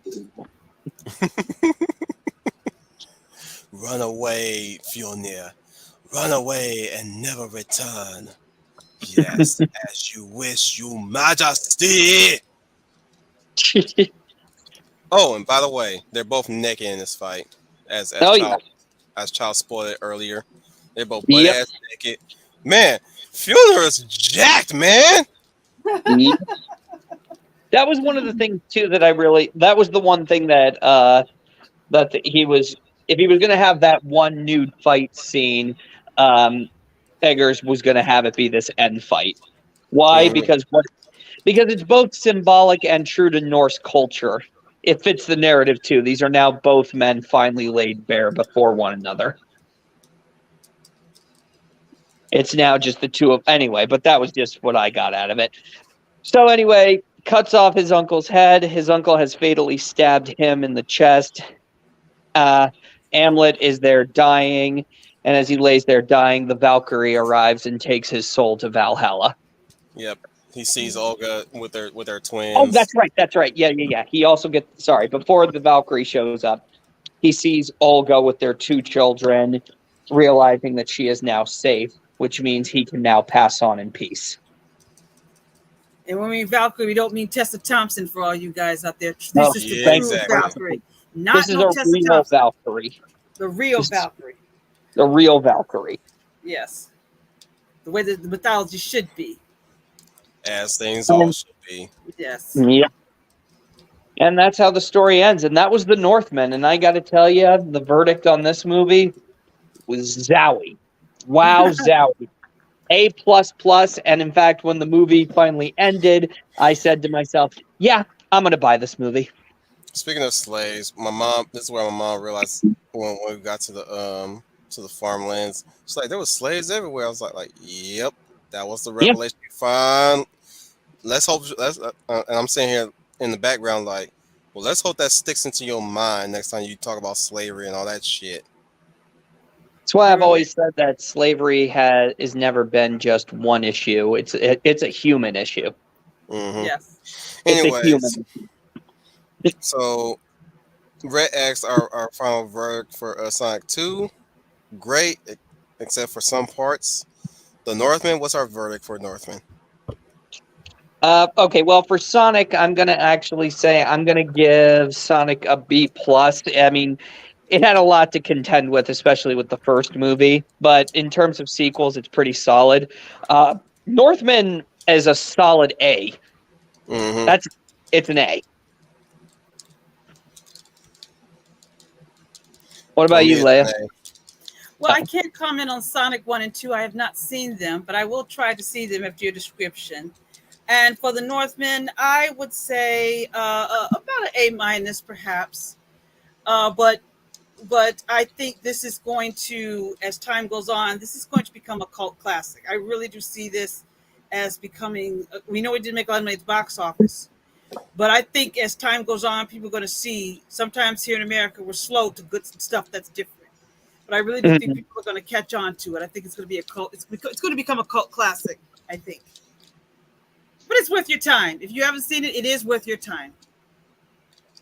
It's good. I was going to start getting into it. What more do you need? Mhm. What about you, Eloise? Oh, it's definitely worth rewatching. Damn, she sounded like Kat just now with her sexy voice. Oh, it's just worth it watching. What?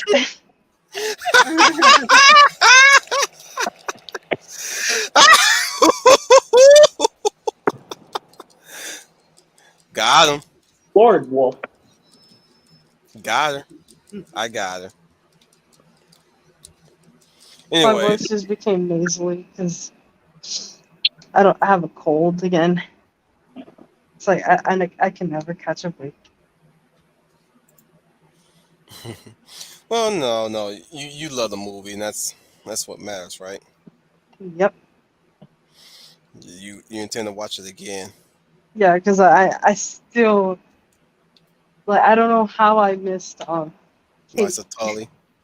Not, Yeah. not no, not Cat, not Catherine. Catherine's not in this. It's her sister. Yeah, I know, Liza Tully. Yep. Like her name is Kate Dickey though. yeah, she's a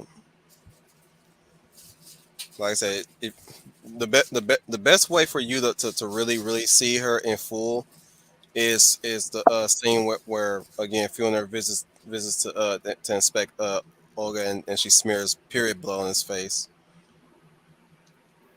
That's as much as you get out of her. But other than Yeah. that, I'd like to thank everybody for being here. Those three, four, five of you, and those nines. This motherfuckers that keep popping in and out. Please enjoy these movies if you ever get the chance. Whenever you get the chance, hopefully we didn't ruin it for you guys, or hopefully we didn't spoil too much. Yeah, right. We spoiled everything. Damn it, except for Sonic. But thank you, the lovely Lady of Valor plus size. Hello, everybody. This is Leah Plus Size, your lovely lady of valor, and thank you for joining us for our review of the Northman and the two Sonic movies. We hope we have encouraged you to check these movies out. If you have any movies you'd like for us to review in our own special way, please leave it in the comments below. I'm sure Wolf would appreciate it. And you all, it's late on my end, so I'm just going to say goodnight, and you all enjoy the rest of your evening. Hope to see you again. She's learning.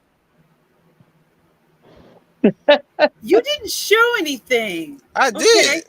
I didn't see anything. You mean I you Well didn't didn't see. see done. this Okay. And see, or see, this?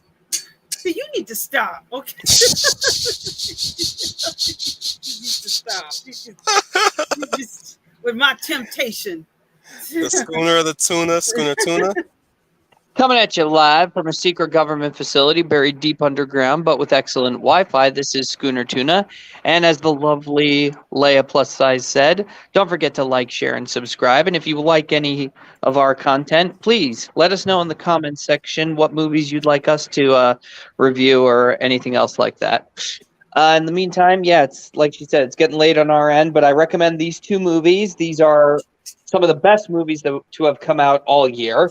So please support the official release. So that way, maybe we can get more great movies like these in the future. And in the meantime, this is Schooner Tuna signing off. Bloop, bloop, bloop, bloop, bloop. The Bear of the North, Eloise Dotto. Good night, everyone. I hope you enjoyed the movie and um, thanks for watching. She's tired. Yep. been your Will Commander Wolf 10. Remind you guys once again to always enjoy the movies that you watch. Stop complaining about shit that don't matter to you. Be the change. Always be the change. Chase the dream. Be the dream. Create the dream. Leave something for everybody. And also, reminder, you are the UN Spacey. Welcome to the Wolf Fleet.